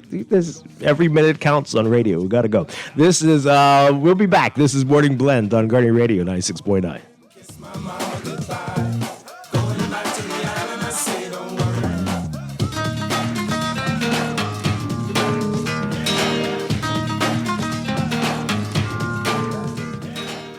Here's the Sure-winning art store moment from Shelley and Dee Dee. We're the only full art store in the Bahamas. If we don't have it, we make a list, and trust me, our boss can get that. If you need that, he can get that. You can find sketchbooks, acrylics, the canvases in all sizes, stencils. We have the Angelus that they use on shoes and letters. We're the only persons in Nassau that carries the Montana spray. We have the Krylon sprays, watercolor and paints, the oil, chalk paints, the alcohol paint, metallic paints, the little Floetrol, and we have cleaning products for the artists, thinning products for the artists, and Crayola colors, and glitters, pencils, the Posca markers, and pastels, oil, and the acrylic pastels, dyes. Oh yeah, we also have airbrush paint. I didn't forget that part of the movie. Gift sets, hobby craft, oil, shrimp, stew, shrimp gumbo. But art supplies. We have a lot of them. Sherwin-Williams Art Store. Find colour in every day. The joy of giving comes with rewarding you with cash prizes from our regional pot of over US $100,000. Simply apply for a personal loan, auto loan, land loan, or mortgage from CIBC Caribbean. Once approved, you may be entered for a chance to be one of 3 lucky winners in your country. Each winner will pull a card with a surprise cash prize of US $1,500, US $2,500, or US. Visit CIBCFCIB.com/joy of giving. CIBC Caribbean terms and conditions apply. And Wendy's, we are different. We don't just use beef, it's fresh, never frozen. Our burgers are square because we never cut corners. Served hot off the grill with fresh lettuce, tomatoes, onions, and American cheese. We believe in fast food done right. Always serving fresh, never frozen beef. Order a hot, juicy Dave single, double, or triple. Made with fresh, never frozen beef. Now only at Wendy's. Different inside and out. In the world of business, technology is not a choice. It's a necessity. And for businesses that demand excellence, there's only one choice for unparalleled support and cutting-edge technology. Custom Computers. You have challenges and we have solutions. Computing, networking, storage, and printing for enterprises large and small, aligned with premium brands like HP, Microsoft, Konica Minolta, and more. Get tech done the right way with Custom Computers. Call the know-how team at 396-1101. Have you already tried our President Butter? Ooh la la. Indulge a little. With President more than ever, we need to savor the taste, textures, and feelings to truly enjoy the little things that mean the most. President Butter, something to savor. It's a Christmas wish for all of you. Get a no-fee loan from RBC, it's true. No more wishing for your Christmas ideas to come true. Get a no-fee loan from RBC and make those ideas a reality. It's a Christmas wish for all of you. Get a no-fee loan from RBC, it's true. Finding the right loan for all of your Christmas ideas starts with a conversation. Visit a branch to speak with an advisor today. Offer ends December 31st.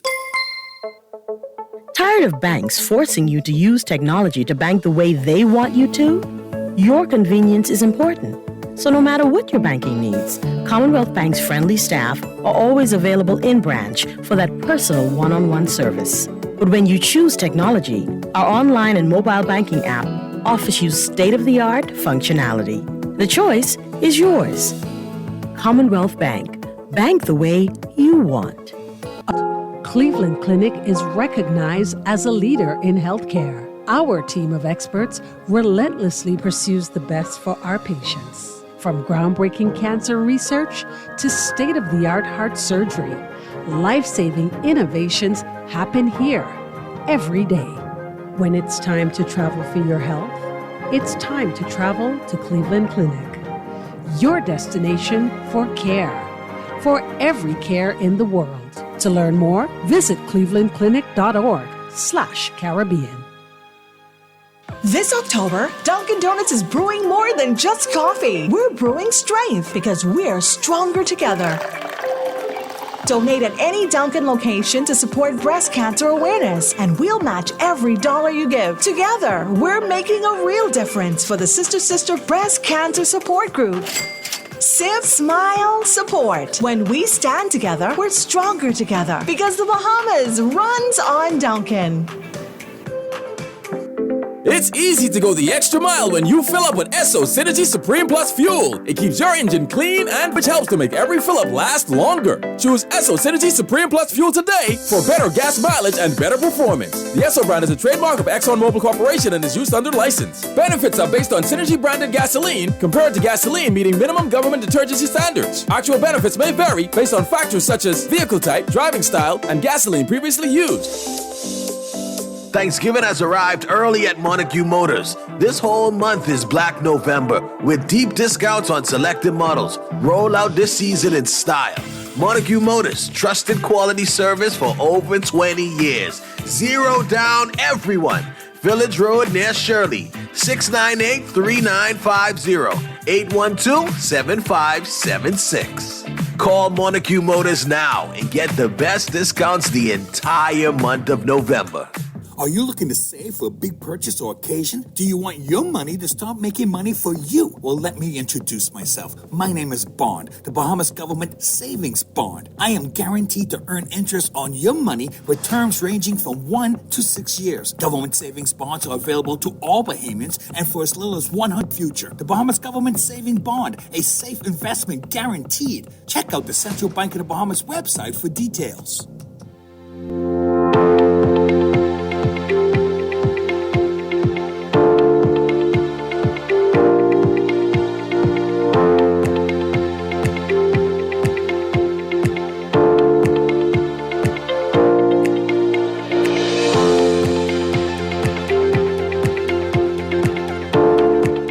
time for another check of your weather for today, brought to you by Sherwin-Williams Paints.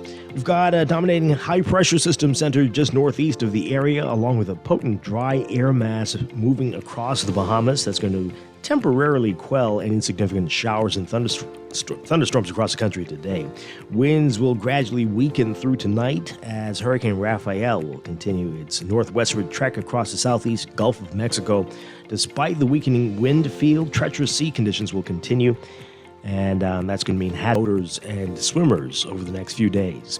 So the relatively quiet weather will give way to another round of showers and thunderstorms. It's going to impact the southern Bahamas beginning Friday and into the weekend. And a tropical disturbance will approach and move across the Bahamas. Strong to near gale winds will be found ahead of the system before it's nudged southwards, courtesy of the high pressure from the north. Regardless of development of that system, periods of heavy rainfall and potentially severe thunderstorms expected for the southeast and even portions of the central Bahamas through the weekend. Lingering moisture and weak winds will keep clouds, showers, and thunderstorms in the forecast for all areas into early next week, with the cold front entering the northern Bahamas by late Tuesday and moving across the archipelago by the middle of next week. So small craft operators should avoid venturing into Atlantic or Atlantic exposed waters beginning today, and beachgoers are advised to stay out of waters along northern, eastern, and Atlantic shorelines. Dangerous rip currents and potential rough surf. So for today, for the northern and northwest Bahamas, mostly sunny, turning fair tonight. For the central and southeastern islands, partly to mostly sunny, turning fair tonight, with cloudy intervals in the southeast Bahamas, turning partly cloudy tonight. Look for highs near 86 Fahrenheit, 30 Celsius. Overnight lows tonight getting down to about 73 Fahrenheit, 23 Celsius. In your extended outlook, mostly sunny across the majority of the Bahamas for tomorrow, turning partly cloudy to cloudy over the southeastern islands. Pretty much the same for Saturday. And by Sunday, a mix of sun and clouds in the northern and northwest Bahamas, turning partly cloudy to occasionally cloudy elsewhere. In the tropics, Rafael, the latest on Hurricane Rafael. As of 5 o'clock this morning, the center was about 155 miles west-northwest of Havana, or about 180 miles west of Key West. Rafael moving towards the northwest near 12 miles per hour. A turn towards the west at a slower forward speed is expected later today, with this general motion continuing through Saturday. On the forecast track, Rafael is expected to continue to move away from western Cuba over the southeastern Gulf of Mexico, and then Rafael is forecast to move over the southern Gulf of Mexico for the next few days. That is brought to you by Sherwin-Williams Paints. Sherwin-Williams Paints got you covered for all your painting and equipment needs. Visit Sherwin-Williams Paints online or in store today.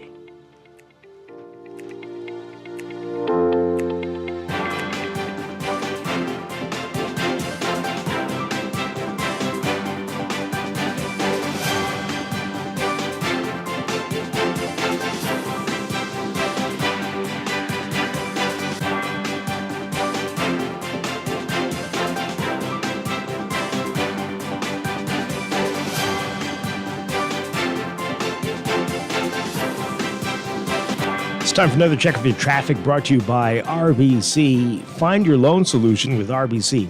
In real-time traffic, Marla Butler Highway still seeing some heavy traffic this morning at this hour, well south of the Fire Trail roundabout if you're heading northbound straight up to Tonic Williams-Darling Highway, and that's going to continue into the six-legged roundabout as well. Seeing issues in multiple directions, northbound, eastbound on JFK, and heavy traffic southbound on New Providence Highway. Carmichael Road busy as well, eastbound to Blue Hill Road, and Blue Hill from St. Vincent straight up to Independence Drive. Heavy, slow-moving traffic for you northbound. Prince Charles Drive still busy east and west of Beatrice Avenue if you're heading westbound, and especially as you get closer to Soldier Road into Robinson Road on the way to East-West Highway in Marathon. And there's still some slow-moving traffic on Eastern Road for you, just west of Fox Hill to about Johnson Road. Downtown, we're seeing heavy traffic on West Bay Street near Arawak all the way into downtown near Nassau Street. Slow-moving traffic for you there.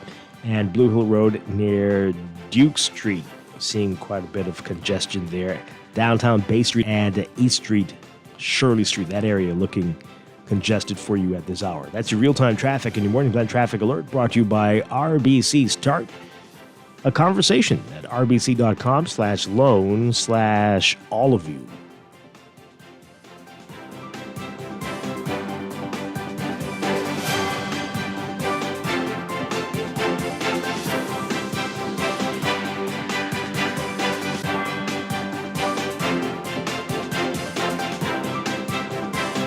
This is Guardian Radio, 96.9 FM, Nassau, Bahamas.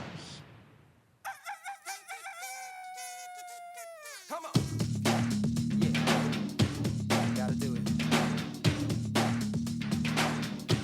Go back to the island, boy.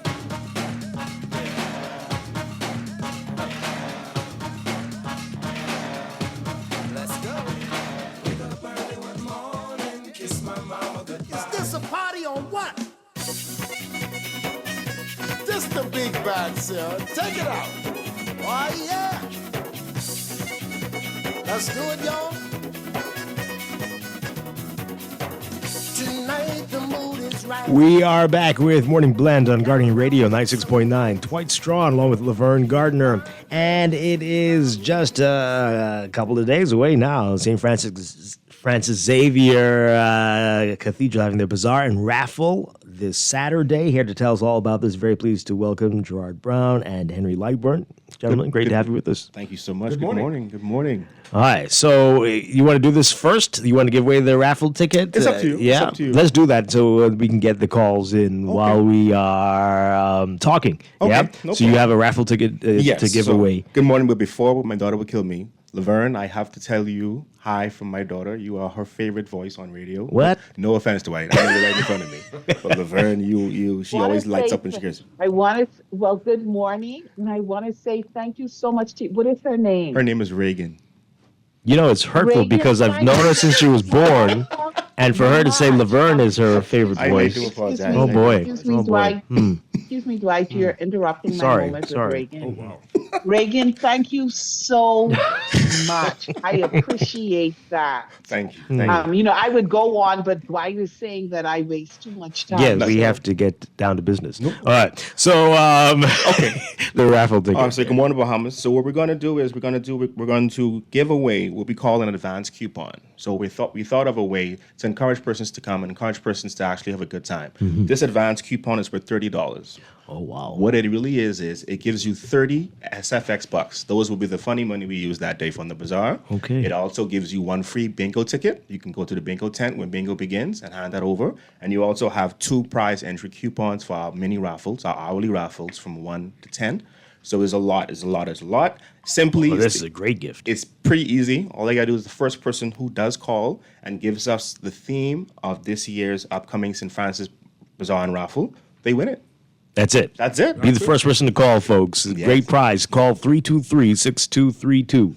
323-6232, and you could win that fantastic prize. Yes. All right, sounds good. All right, so let's talk about it. Bazaar and raffle. How long have you been doing this? Well, we took about 4 years.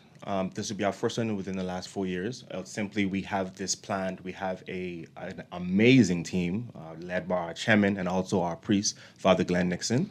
He's put together a team, and for the past few months, we've been working day and night tirelessly trying to put together what is supposed to be a family-friendly event on Saturday. Mm-hmm. Wonderful stuff. All right, so Henry? Okay, yes. And what's Talk gonna right be- into that mic there, folks. Sorry, Mhm. it's going to be really unique. We want you to come in. We have one of the fantastic bingos. No other parishes do bingo like we do it at St. Francis. The last time we did the bingo, man, we had a sold-out crowd. But we have conch fritters, we have a kiddies corner, we even have a wine guard for people who would like to just chill. But the whole idea is to bring the family in. Come in, you enjoy yourself. There are varieties of stalls with different items on sale. We have people with baked goods. We have our St. Francis Catholic Men's Association. These guys, they think they're the best grillers around. And I agree with them. They are the best grillers. And we'll challenge anybody on that. But come and get involved that way. All right, so give us the time and when people can expect the action to be happening. Okay, so like you said, it's Saturday, November 9th. The gates open up at 12 o'clock. We open up. We're going to start all the activities, the welcoming, All of our stall holders are prepped and ready, so by 12 we're kicking and going. Then we have at 3 o'clock, we have the Saxon Superstars coming down to shut down West Street. They have a very, very amazing performance plan for us, so we can't wait for that. Then, of course, we're here to talk about our raffle, the Grand Raffle. The Grand Raffle we have this year, guys, is 6 prizes. Our top first place prize is $10,000. What now? Yep. Or in Bahamian term, $10,000. $10,000. Wait. Like real money. Real money. This $10,000, or is this the funny money? No, the same thing you just said, right? $10,000 cash. You know what you can do with something like that? Come on, man, that's life changing. Wow! I know what I And can if you miss out on that one, second place is $5,000. So you have a chance again at some big money. What is going on? Then it goes down to the third prize of $2,500. Fourth prize is $1,250. Fifth prize is $625, and the last prize is $300. So you can't go wrong. Can't go wrong. All you have to do is simply buy a ticket. The tickets are simply $5. You can get them at numerous locations. I can give you a phone contact. You can get the tickets as well. You also can get them from our parish office, which is on West Street. There are many pop-ups we do have, the various food stores, the Lowe's pharmacies. We've been on the road pushing, all because, yes, we want to raise funds, but we also want to put together a nice, social, family-friendly, safe event on Saturday, God's willing, and the weather permits. All right, we're going to get back to the goals in just a bit, but let's see if we have a winner of that raffle ticket there. Caller, do you know the answer to the question? Yes, family fellowship. Oh, yeah. There you go. There you go. All right, so stay on the line. Leave your name and number with our producer, and then we'll tell you how you can get your prize. Yes, sir. Congratulations. Let's talk about it. You're trying to raise money. Give us some more details about it. Okay, so there's numerous agendas that we have on our list. Of course, we have, as a church, in order for us to stay open, we have a lot of bills within ourselves that we need to satisfy. But not just that, we also have a lot of outreach ministries that we do. We feed the hungry. We clothe them. Naked. We do all of the All things of that the Bible has encouraged us to do to be good Christians. And the important thing, though, is in raising money, look at what we do as a church. We have parochial schools, we have high schools.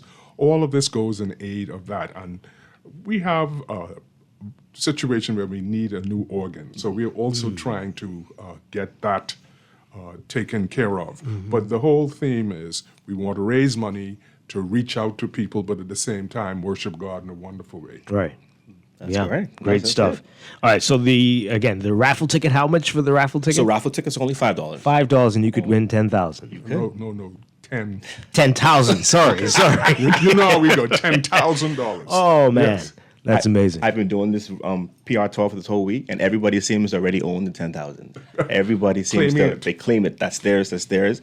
But it takes one ticket to win it. That's wild. All right, so let's talk about the funny money that you mentioned. Okay. You got to use that. You can't use cash. So we have a variety of banks that will be on location. There, when you give them the BSD or USD, and they exchange it for what we call the SFX Bazaar bucks. Our various sponsors, because of these bucks, I bought some samples here for Dwight to see, not to keep. You can see them. No.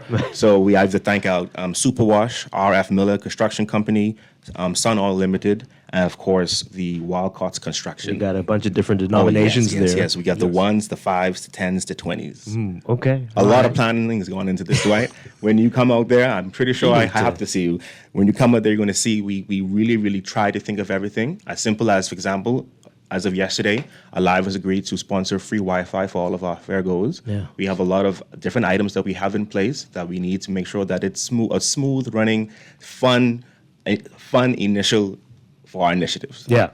Amazing. Yeah. Okay, so again, tell us about the setup. Where exactly is it going to be? Is it going to be mainly in the church parking lot, or are you taking over the whole area? Okay, so if you know where the entrance is, the north entrance is on West Street. That's right on it. Right. That will be the entrance to the fair. And that large parking lot that we do have for our parishioners will turn into a complete circus, a complete bazaar.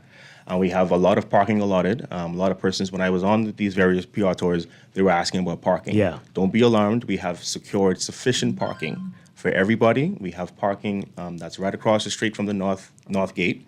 We have parking that we just cleared down a whole lot right on Augusta Street. Okay. We also have a parking that the Ministry of Health has agreed to have us set up there. I believe that's on Meeting Street.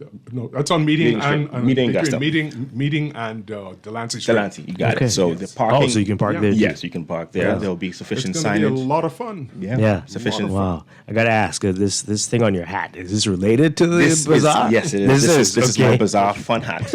I see. This is my Bazaar fun hat. One of the things you I know want that, to say is a shout out. I don't have a fun hat. That's all right. You could plait one in my hair. But I just also want to shout out to all those hard workers on our committee. Honestly, we've been working day in and day out. They even had me make about 600 Cinnabons. But the bottom line, because we started off at St. Francis with the family fun mass or the family fellowship mass on Saturday and Sunday, and it was really fantastic. We had a great turnout, and there are still things we have to do in order to make this thing right. We're encouraging everybody to come out because it's going to be a lot of fun. So please come out, bring some money, convert it into FX cash, and let's go. But the bingo, I mean, we have a fantastic bingo. No other church does it like us.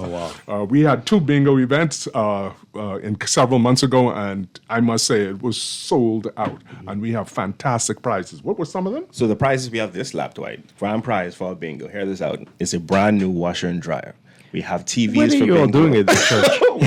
we have TVs, we have cell phones, this is not a regular bingo. We've put a lot of care and planning into this. goodness. This is going to be 21st century bingo. This is going to be amazing. Big time. Big time. Okay. Big All time. right. So now that we had the answer to the question, family fellowship as Yes. the theme, let's talk more about that. Why this theme?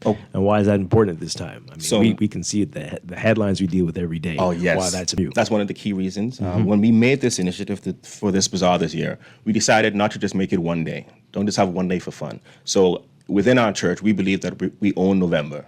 So like Henry would have pointed out, November 2nd and 3rd, we had our family fellowship mass, where Father Glenn preached a beautiful homily in regards to family and the importance of family.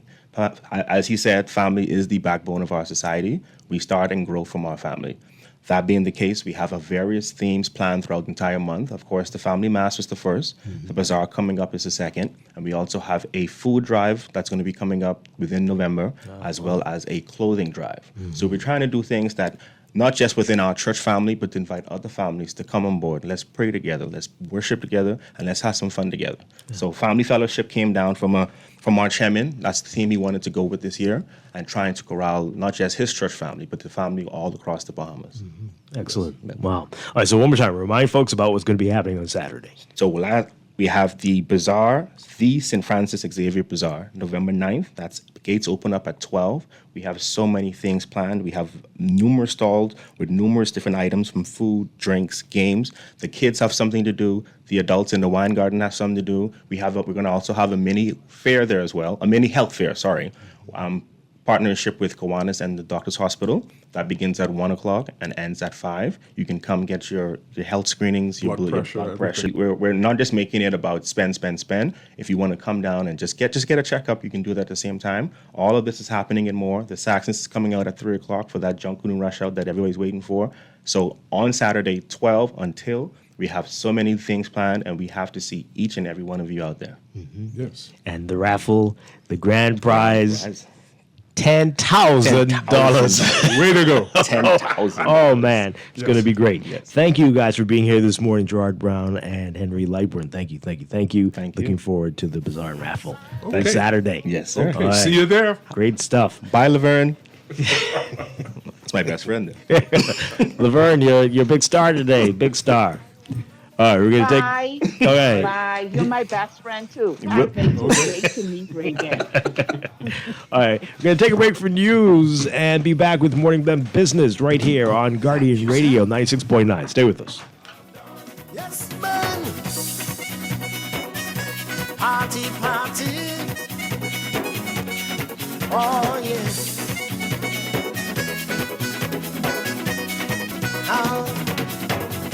This girl named Nikki says she dancing here with me. Been after her so long, gonna keep her close to me, because this dance floor is packed, dancing back to back, dancing to this sweet and sound. Every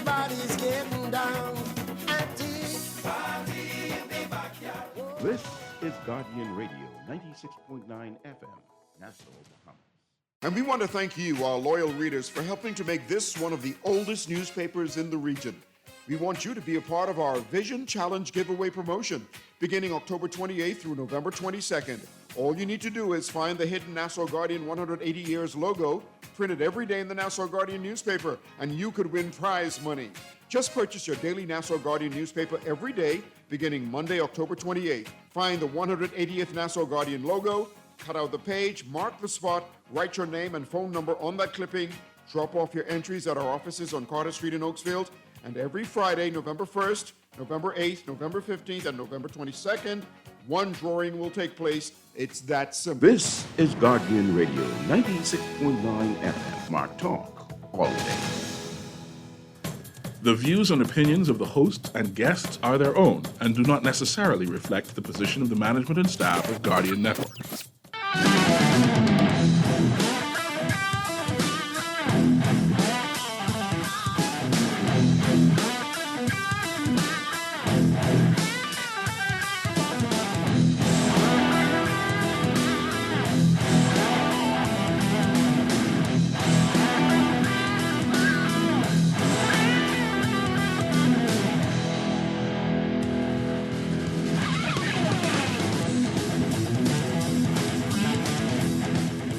Good morning and welcome to Morning Blend Business on this Thursday, November 7th, 2020. Welcome back to our Morning Blend listeners. Once again, I'm Dwight Strachan along with Laverne Gardner.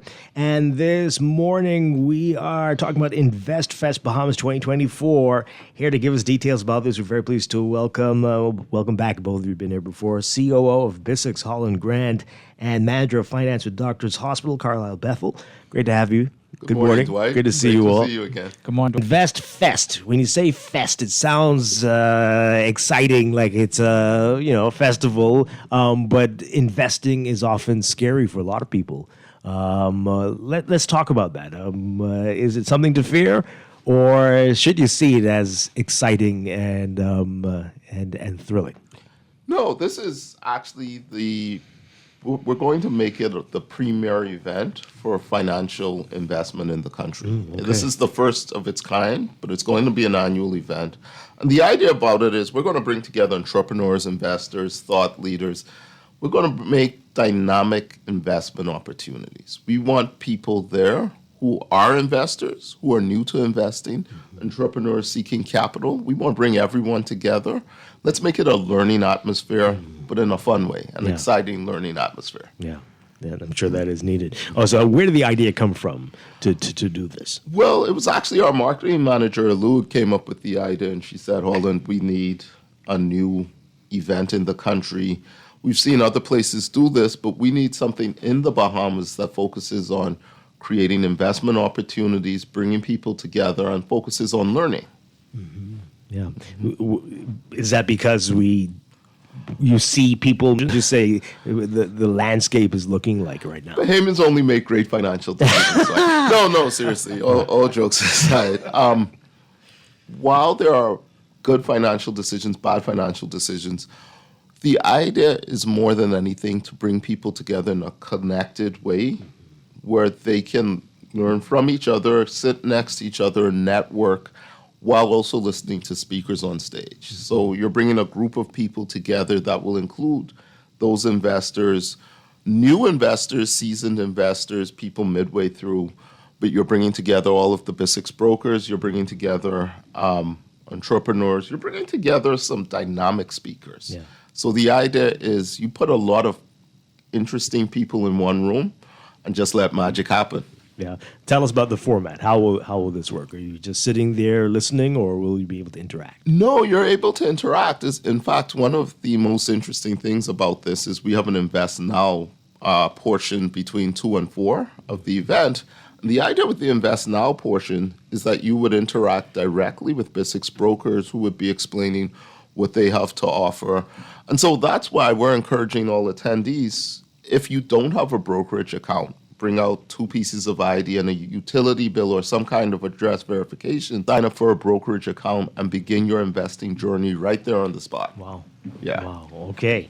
All right. So tell us, for those who, before we get into who's going to be speaking, for those who are who always hear, we talk about this a lot on the show, about investing and have been a little uncomfortable, nervous about it, the benefits of this, why they should sign up for that brokerage account, why they need to get into stocks and bonds and be concerned about all these things. Whether you start today or you start next week, you still have to start. Mm-hmm. All of us need to be thinking about our financial futures and our financial journey. Let me ask you this. Do you feel like you have enough saved for retirement? Definitely not. I don't either. Mm-hmm. Is delaying when you start saving for retirement, will that help you, or do you need to start sooner rather than later? Should have started 10 years ago. That's all of us, right? So the idea is we all have a financial journey. Unless you plan to pass away right at 65, the day after you stop working, which hopefully none of us do, you want to have a fruitful retirement, then you need to start saving for that. Mm-hmm. Maybe you have children going to college. You need to start saving for that. College education's been rising at a rate much higher than inflation. Yeah. It's a very expensive thing. You want the best for your kids. How do you ensure that? You need to start saving and investing for it. Mm-hmm. And let's differentiate savings from investing. Savings is money for a rainy day. Investing is money that you're putting to work for you for a long-term goal, whether that's retirement, children's education. You could be 20 and starting to save for a down payment on a home. You do that through investing. You want your money to grow. You don't want to put it in a bank where it grows up 1% if you get anything at all, right? Which, no offense if the banks are listening, you don't typically on your money, right? So you want to put it somewhere where it's growing, because compound interest is a powerful force, making money from earning interest on your interest. So you want to start putting aside that money so it can grow. If you're 20, then maybe that helps you realize your dream of home ownership a lot earlier, because you can afford the down payment. Right. Yeah, which is typically the biggest impediment for most homeowners. Absolutely. Yeah. Mm-hmm. Good advice there. All right, so what can we expect at InvestFest Bahamas 2024? Well, you can expect some dynamic speakers. Our keynote address is going to be from Mark Holowesco, but we also have Sir Franklin Wilson, Rexy Roll, Robert Pantry. All of the BISX broker dealers. Our CEO, Keith Davies, is speaking. It's a bunch of dynamic speakers. Additionally, as a part of the event, we're giving away $1 in cash prizes, and that would be mainly for entrepreneurs, but also for investors. So we're going to populate 2 investors with some funds to open a brokerage account. Mm-hmm. All right. So Carlisle, Bethel, tell us about Doctors Hospital and what role you're playing in this. I appreciate that, man. Thank you for being here. At Doctors Hospital, we are one of the lead sponsors for the event, and at Doctors Hospital, we understand the connection between financial health and mental health and physical health. I spent most of my professional career as an investment advisor prior to coming on at Doctors Hospital.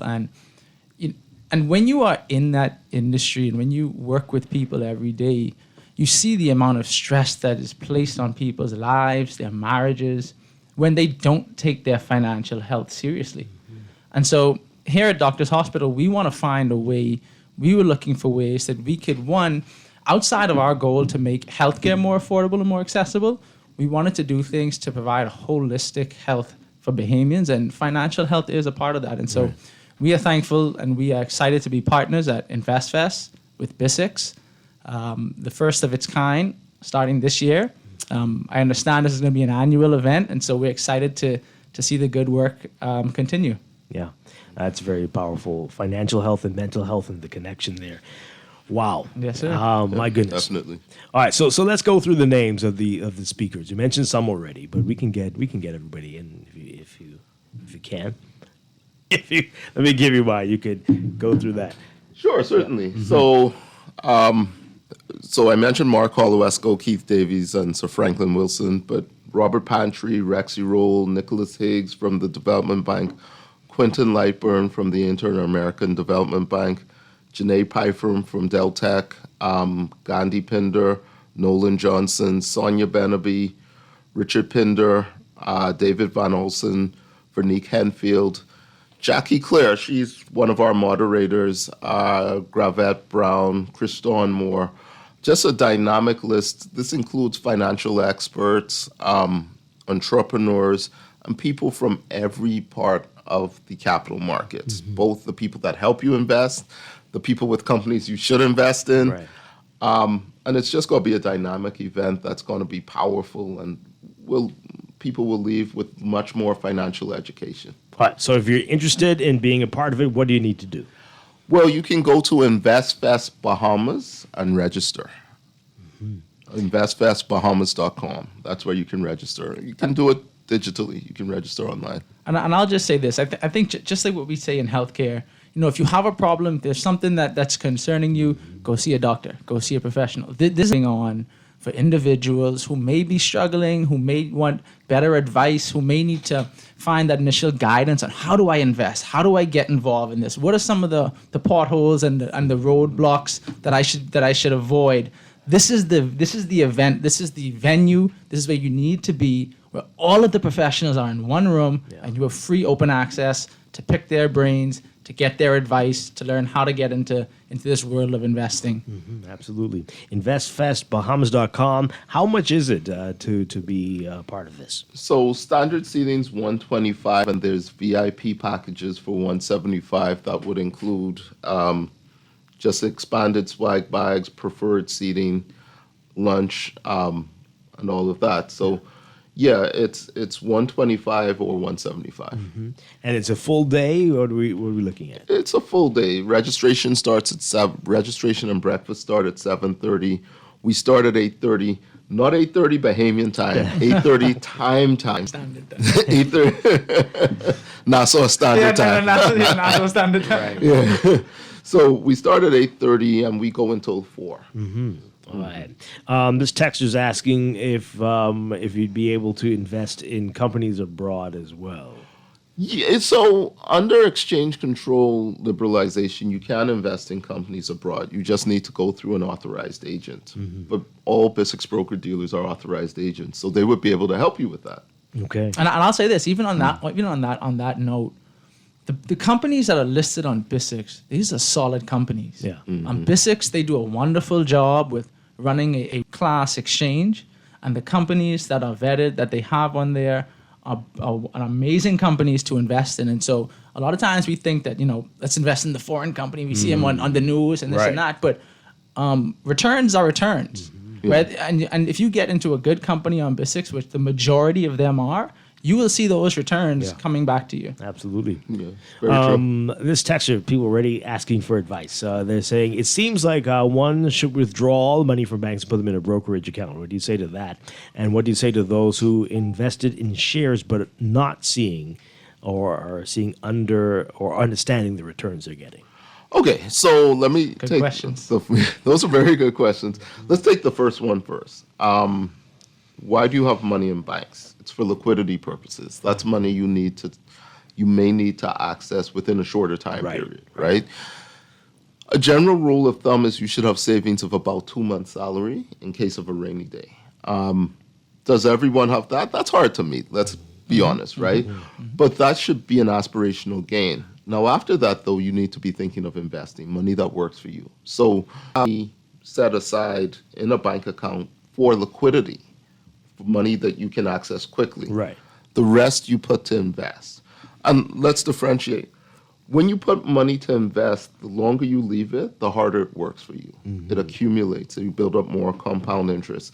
That money in a bank account, that's not earning you anything. It's just sitting there, right? But it's there because you may need it. And that's how you differentiate. To the next question. So don't put all your eggs in one basket. You got to diversify and have something there, something somewhere else. Underperforming stocks. Underperforming stocks. You want to take that one? That's all you, man. Oh, it's all me? All right. So you should always be evaluating your portfolio. What I tell people is when you put food in the refrigerator, you don't just forget about it for 2 years, right? You evaluate it. You take some things out. You add new things in.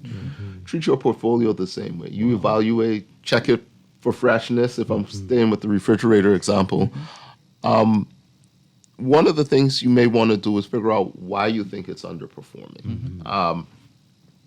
But if you decide that this is a stock that long-term is going to underperform, then you should try to liquidate and move into something else. Yeah. And I think a part of just to build on that is like with the food analogy, right? You know what type of food you're getting, right? You get some meat, you put it in the freezer, you leave it there long term. You could leave it there longer than you would say a bottle of milk or a glass of milk in your fridge, right? Yeah. And so knowing your investment strategy and what your goals are, like Holland just mentioned, why did I buy this in the first place? Am I looking to shoot the lights out in the first year? Or do I believe this is a solid company that's gonna like a diesel engine, once it gets going, it's gonna keep chugging along into the long term. Right. And now I'm locked in. So, finding out and knowing why you put your money where you put it and how long you want to put it there is important. And that's why coming out to these events like InvestFest and hearing from the experts and hearing about the economy, where's the economy going? We just had this massive election in the world's strongest, most powerful country. How does that impact us? Right. I'm sure that'll be a big topic of discussion.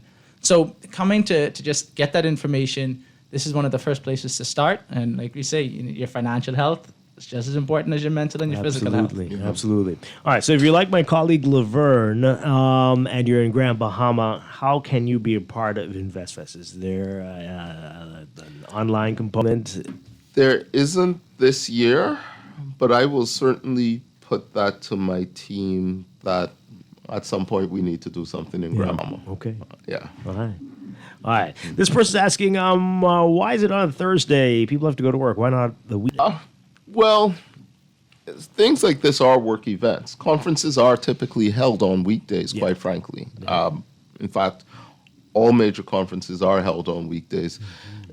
For most professionals, you can get continuing education credits for this, and that's one of the reasons they tend to be on work days, is because it's actually a part of their job. Yeah. And I think too, for the individuals who may not traditionally come to these events, bring it up to your management and say, listen, this event is happening at BISX. Here's the benefits of it. Here's how I think we can benefit from it.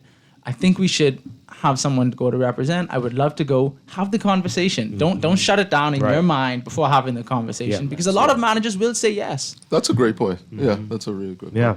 All right. So it's November 14th. That's next week, Thursday, right? Yes. All right. So one more time, remind folks what it's all about, what they can expect, and what you're hoping people will get out of it.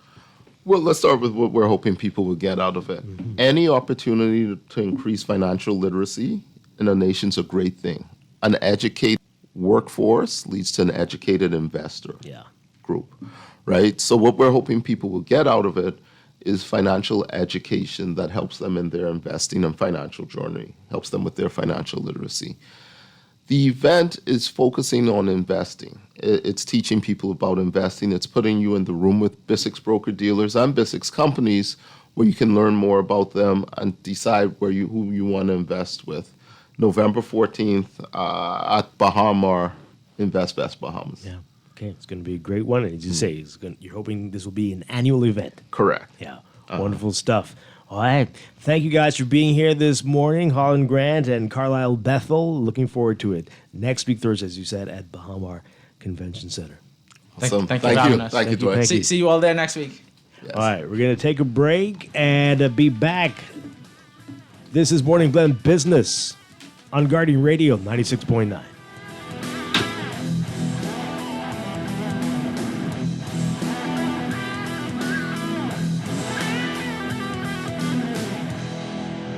This holiday season, give the gift that lasts a financial freedom with CFAL. Whether you're looking to take the stress out of holiday giving or plan for the future, CFAL has you covered. With our suite of savings products, you can start with a minimal upfront investment and low monthly contributions. Get a jump start with 2025 financial goals with CFAL Savings Express, or give the little ones a head start with the CFAL Education Plan. You can also secure your own future with the CFAL Blue Marlin Retirement Plan. This holiday season, make your gift count with CFAL, where small savings lead to brighter futures. Visit CFAL.com today to start building wealth so you can live well. Happy holidays from all of us at CFAL.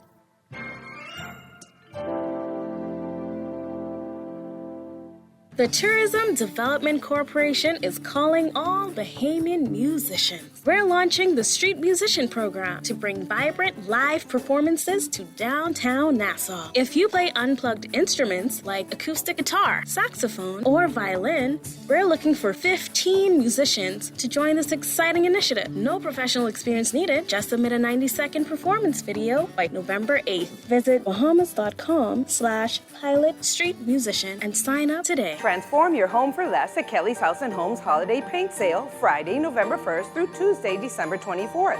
Enjoy 25% off house and spray paints plus 20% off paint supplies, excluding net items. Our wide selection of paint colors is the perfect way to bring holiday cheer to your home. You'll also and pans, glue, bladders, paint thinner, and more.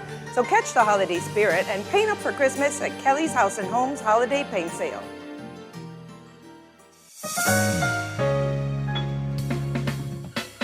All those loans I had were so overwhelming. Fidelity's debt consolidation loan combined all my loan payments into one easy payment with a built-in savings plan that pays me unbeatable interest. It's time to make that move to Fidelity. Call 356-7764. Fidelity, we're good for you. Have you already tried our President Butter? Ooh la la. Indulge a little with President, because now more than ever, we need to savor the taste, textures, and feelings to truly enjoy the little things that mean the most. President Butter, something to savor.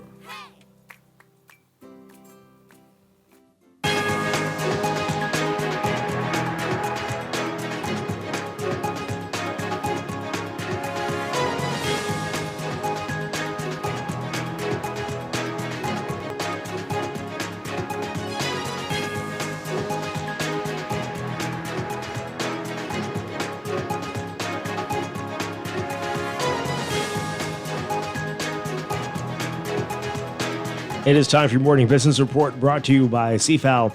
Shadow Minister of Finance Kwesi Thompson questioning the sweeping powers granted to the Financial Secretary in the Domestic Minimum Top-Up Tax Bill 2024. Thompson, speaking during debate in the House of Assembly yesterday, saying to ensure greater consistency and leverage existing expertise, the bill and the Business License Act should be amended to align with the structure of the VAT Act. He said the comptroller of VAT, supported by the Department of Inland Revenue, is the appropriate body to administer the new tax. When he led debate, Prime Minister Philip Davis noted that Clause 14 of the bill states that the Financial Secretary will have the investigatory powers. Read about Thompson's concerns in today's Guardian Business section.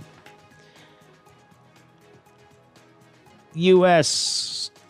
casino properties holder Vichy Properties Limited's $382 million interest in Atlanta's Paradise Island is related to the stalled beach tower redevelopment that was to be carried out with U.S. music producer Williams and David Gritman of Groot Hospitality. Guardian Business reporting that Vichy Properties Limited's interest in Atlantis was revealed in the Central Bank of the Bahamas' quarterly economic and financial developments report. Sources close to Atlantis, while not revealing anything about the status of the beach tower project with Williams and Grootman, explained that this interest by Vichy could restart the complete redevelopment of that tower. That project with Pharrell Williams and David Grootman, which was to be a new resort at the site of Atlantis' beach tower, to be called Somewhere Else, was expected to open this year. Atlantis has been tight-lipped on why the project never got started, but Guardian Business understands that central to the stalled project was the amount it would have taken to bring it to life and how much Atlantis would have to invest. The central bank report did not offer any more information either on the Vichy investment, and calls to Atlantis officials were not returned up to press time yesterday. For Mr. Davis, touting the benefits of the Domestic Minimum Top-Up Tax Bill 2024, noting that it will only impact multinational corporations operating in the Bahamas that earn $800 million per year. He said the vast majority of Bahamian people have experienced lower tax years. And he said, quote, "We lowered customs duties on a wide range of healthy and nutritious dietary staples, construction supplies, and a number of essential goods. We lowered VAT from 12% to 10%, a 20% reduction. That is a contrast to the 60% increase from 7.5% to 12% on the F&M. Davis noted that 70% of the hundreds of millions of dollars owed in real property taxes is owed by second homeowners as well. Read more about this in today's Guardian Business section. And data from the central bank and their monthly economic and financial development report for September 2024 revealing that in August, air arrivals softened by 3.5% compared to the same time last year, though cruise arrivals were up 24.8%. Last month, Tourism Minister Chester Cooper lamented that September and October were underperforming months for stopover visits, though he said the forward-looking numbers leading into the end of the year could still put the country in a path to break last year's visitor records. That record would again be bolstered by cruise visitor numbers, which increased 19% year over year. Overseas, U.S. Federal Reserve officials are poised to reduce their key interest rate for a second straight time, responding to a steady slowdown of the inflation pressures that exasperated many Americans and contributed to Donald Trump's presidential election victory. Yet the Fed's future moves are now more uncertain in the aftermath of the election, given that Trump's economic proposals have been widely flagged as potentially inflationary. His election has also raised the specter of meddling by the White House in the Fed's policy decisions, with Trump having proclaimed as president he should have a voice in the central bank's interest rate decisions. The Fed has long guarded its status as an independent institution able to make difficult decisions about borrowing rates free from political interference. Yet during his previous term in the White House, Trump publicly attacked Chair Jerome Powell after the Fed raised rates to fight inflation, and he may do so again. Meanwhile, the Bank of England cut its main interest rate by 0.25 percentage point to 4.75% today after inflation across the UK fell significantly, relieving some pressures who have faced elevated mortgage and loan costs. The bank said 8 of the 9 members of its rate-setting panel backed the reduction, the second in 3 months, while one opted to keep borrowing costs on hold. The latest cut comes after inflation in the UK fell to an annual rate of 1.7%, its lowest level since April 2021. Though inflation has fallen below the bank's target of 2%, Governor Andrew Bailey cautioned that interest rates would not be falling too fast over coming months, partly because last week's budget measures from the new Labour government would likely see prices rise by more than they would otherwise have done.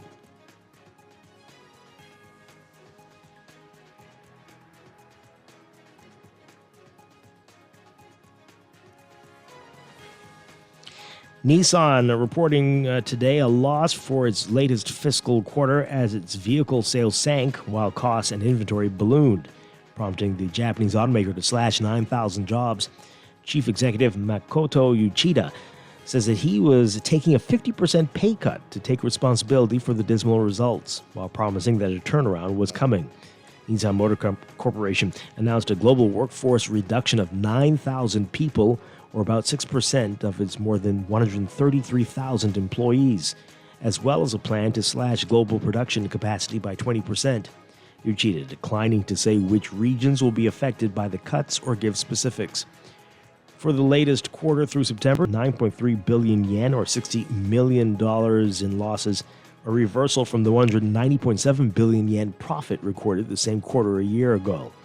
Quarterly sales fell to 2.9 trillion yen or $19 billion from 3.1 trillion yen.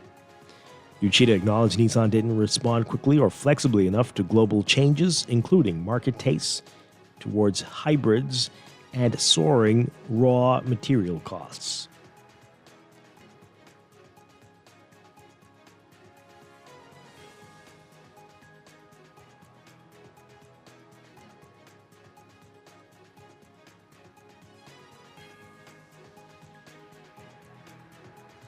And in your Market Watch recapping trading on the BISX from Wednesday, your market movers, Cable Bahamas moving 130,000 shares, closing at 330, down 20 cents. Commonwealth Bank moving 1,000, down 49 cents to 446. Thamgard moving 1,450, unchanged at 550. Focol moving 1,000, up 55 cents to 615. Consolidated Water 17, Emira Incorporated moving 953 shares, down 22 cents to 873. The Bisix All Share Index closing at 2,851.94, down 44.85. That's your Market Watch. And that is your morning business report, brought to you by CFAL, growing wealth for future generations.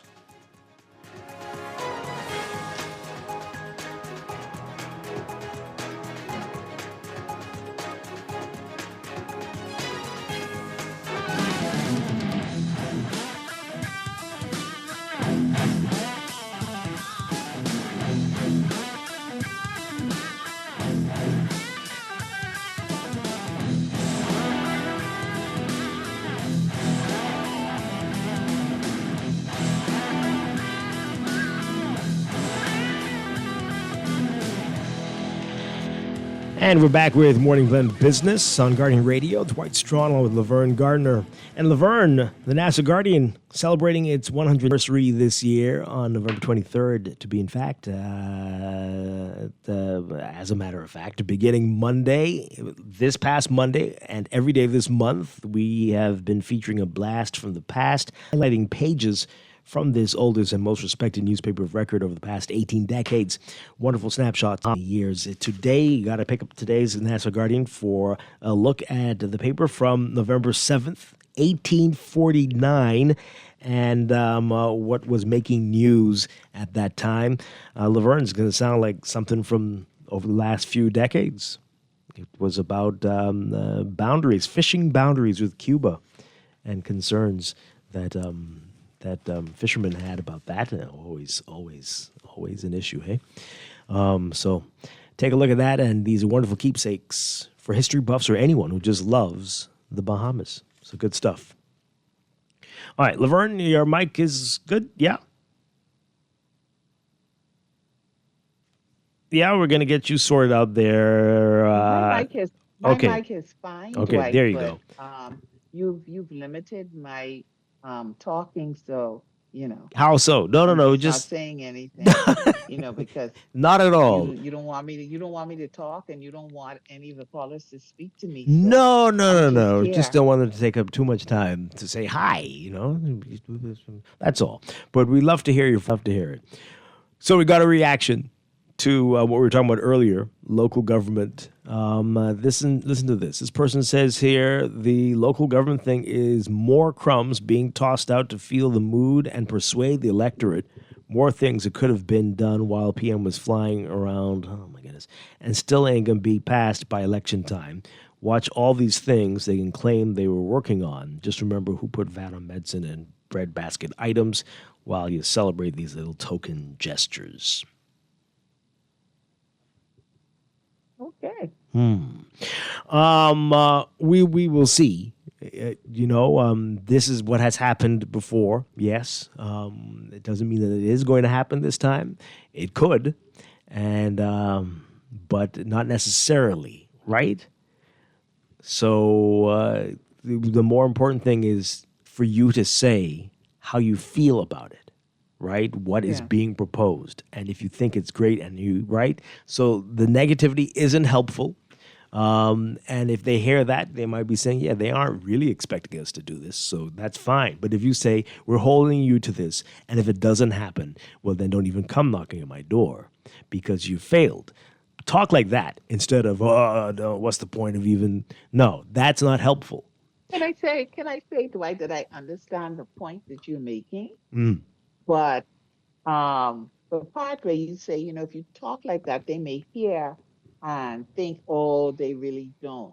I mean, we need local government voicing their skepticism, people being negative about it should not impact the government doing what they said that they were going to do. It shouldn't. You know what I mean? No, I understand. I get what you're saying, but it should not matter. This is what you set out to do. This is what you say that you're going to do. Whether people are skeptical or people are 100% yes, believing that you're going to do it just the way that you were talking about it, should not impact the fact that this is what you're supposed to be doing. So we shouldn't have to guard, for lack of a better word, what we're seeing in this discussion for fear that they may not do it. Because I understand, if you know, because but if people being negative prevents you from doing it, then your intention was not pure to do it in the first place. and we should assume that is the case, right? Always assume that is the case.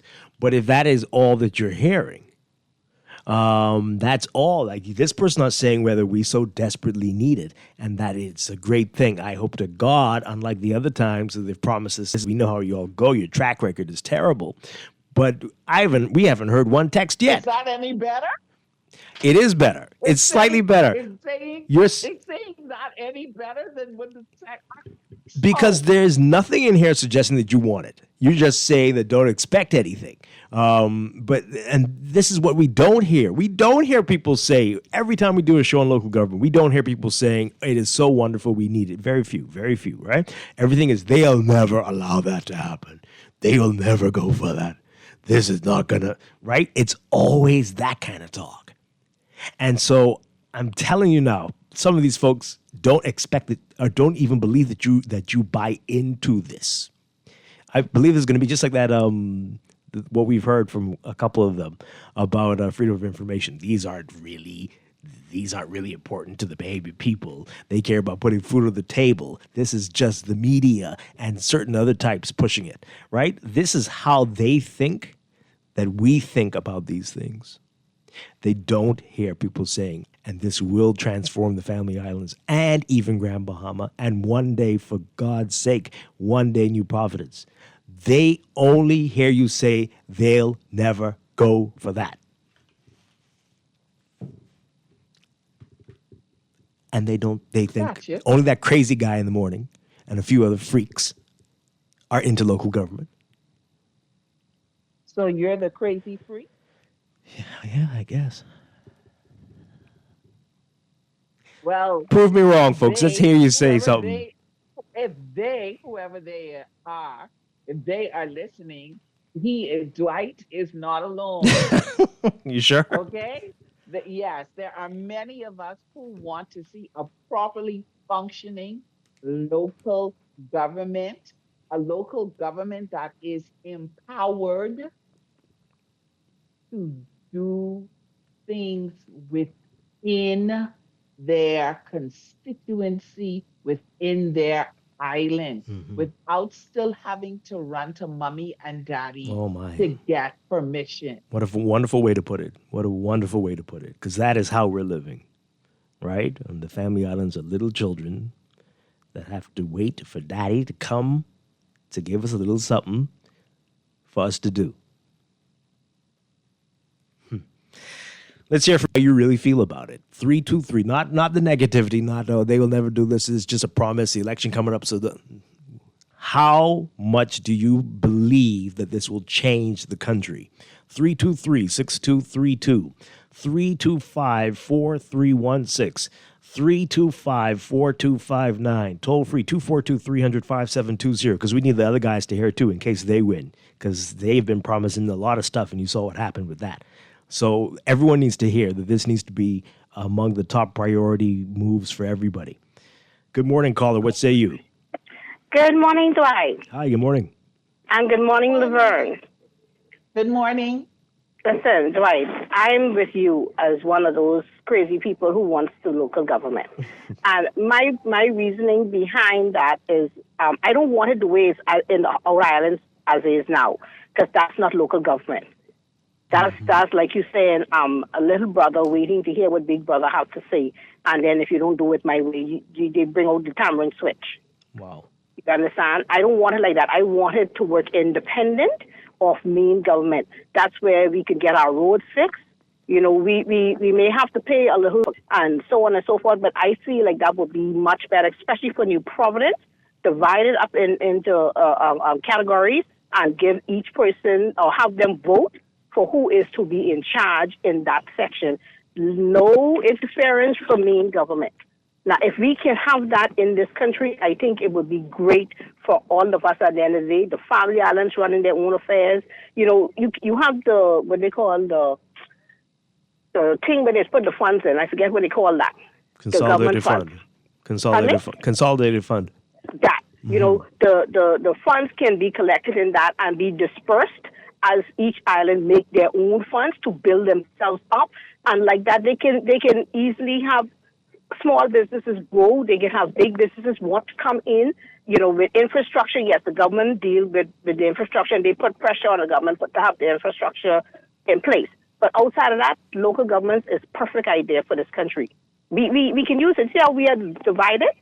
All these other islands, everybody by themselves. I feel like that would be great if it's run properly. Yeah. Okay. All right. Thank you very much. Appreciate it. Let's hear from this caller. Good morning. You're on the air. Hey, good morning, Dwight, and good morning, Laverne. Hi.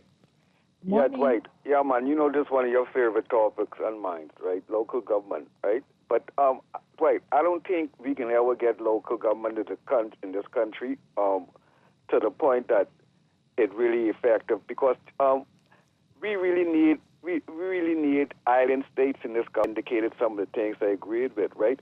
We need our islands. Them need to have autonomy to themselves, right? They could be able to give some what you call it back to the central government. But until these islands are able to have their own boards and their own treasury and their own whatever, right? No local government controlled by Nassau is going to make any difference anywhere inside this country, right? Because Nassau is the problem for the rest of these islands. That's the number one problem for our family islands. They have to rely on Nassau. And if you all right, so I want you to change the way you talk about this. So say that you are looking for folks who agree with what you're saying, and no politician can come around you unless they speak like this when they're talking about local government. Not that it'll never happen, just that we need the people who get it to understand that's the type of local government we need. Well, right, again, I ain't know what you said, but I just was giving you a little concept, right? Well, Yeah, again, I totally agree with you. That is the way it really needs to go. Yes, sir. Absolutely.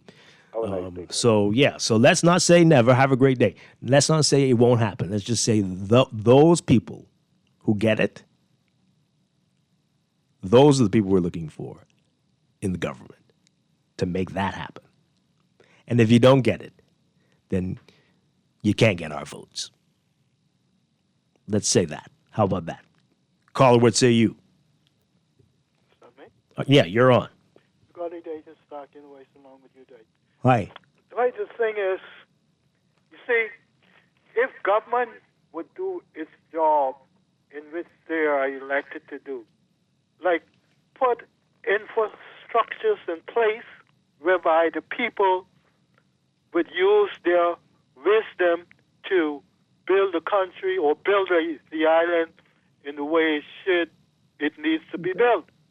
Other than that, if you're not going to do it like that, you're just depending on the government, the general government, and then they're not going to do the things in which needs for the people to the family islands.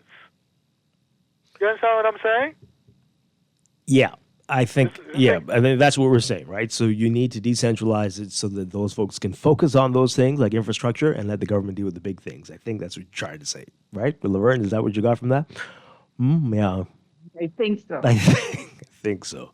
Callers, we'll get to you in a second. Let me just read these messages really quickly. This person says here, good morning. It sounds good and hope they implement it before 2026. We need local government in New Providence bad. Well, that is not apparently on the table as yet, so not before the election for New Providence. But the minister has said that he wants to fix the Family Island local government system before getting into the New Providence issue. Okay. This person says here, local government can't work. Oh, here we go again. Because people still either are PLP or F&M, and for some strange reason, and we people in the Bahamas have a problem with handling money. So, Ah, boy. So that means we shouldn't be running any government then, if that's what you believe, that Bahamians have a problem handling money and are the most corrupt people on the planet. That's what you, yeah? Okay. Well then, Caller, good morning. You're on the air. Calling back. I forget. I wanted to say what I would like for you to do is invite Mr. Pintard in or Mr. Shannon Dawn and find out from them their views on local government and see if that is something that once he is in, his government is willing to implement or at least start the journey on with the goal in mind to have it implemented in New Providence and straightened out in the Family Islands. Okay. Thank you. Thanks a lot. Hi, caller. Good morning. You're on the air. Are you there? No, call us back. This texter says here, it's like the U.S. elections, Dwight. It's the economy, stupid. Bahamians in general don't care about local government. I don't believe it. It's unfortunate, but a reality. They want good-paying jobs, housing, and food on the table. Maybe local government can assist with achieving these essential needs, but the people can't see the trees for the forest. Well, yes, because of thinking about things in the way that we've been doing things for more than 100 years, right? Where it was the king or the governor sent from the king that handled everything, and then we just adopted this in our system since majority rule and independence, right? Everything is the king. The king decides, who's now called the prime minister, decides everything, basically. And that's why they cannot see beyond. But if you've traveled at all, you know how this works. You saw what just happened on Tuesday. They didn't just vote for the president. They voted for House members along with their local government. Many voted for mayors and city councils who are going to deal with the things that affect them directly, the infrastructure and how they get around in their communities, things that we complain about every day here, because there is nobody managing this stuff. And the Minister of Works is busy trying to deal with things all over the country, which is crazy. Can you imagine if that's how it worked in a place like the U.S.? It's not just because they're bigger, but just it would be unmanageable. You've got to decentralize, allow people closer to the ground to deal with those things. It doesn't make sense what we're doing here at all, especially because we're in an archipelago. If we were one island, perhaps, but multiple islands, all you're seeing is people leaving those islands to come to Nassau where decisions are made. It will continue if we do only this. Why are we afraid? That's what I need to understand. And clearly, according to this text, more education needs to be done about how local government is supposed to work, how it works in other places, and how they roll out the education process, and how they, if they're going to leave it up to people like me to get the word out, which is fine, but you do need to have the government playing a pivotal role in explaining why this is important. Yeah, absolutely. And that's going to feed into it, Laverne. Like, all right, are you really into this? Right. And that's scary. Let's take these calls before we have to go. Good morning, caller. You're on the air. Dwight and Laverne, good morning. Hi, good morning. Good morning. Dwight and Laverne, we can all agree that we do have a form of local government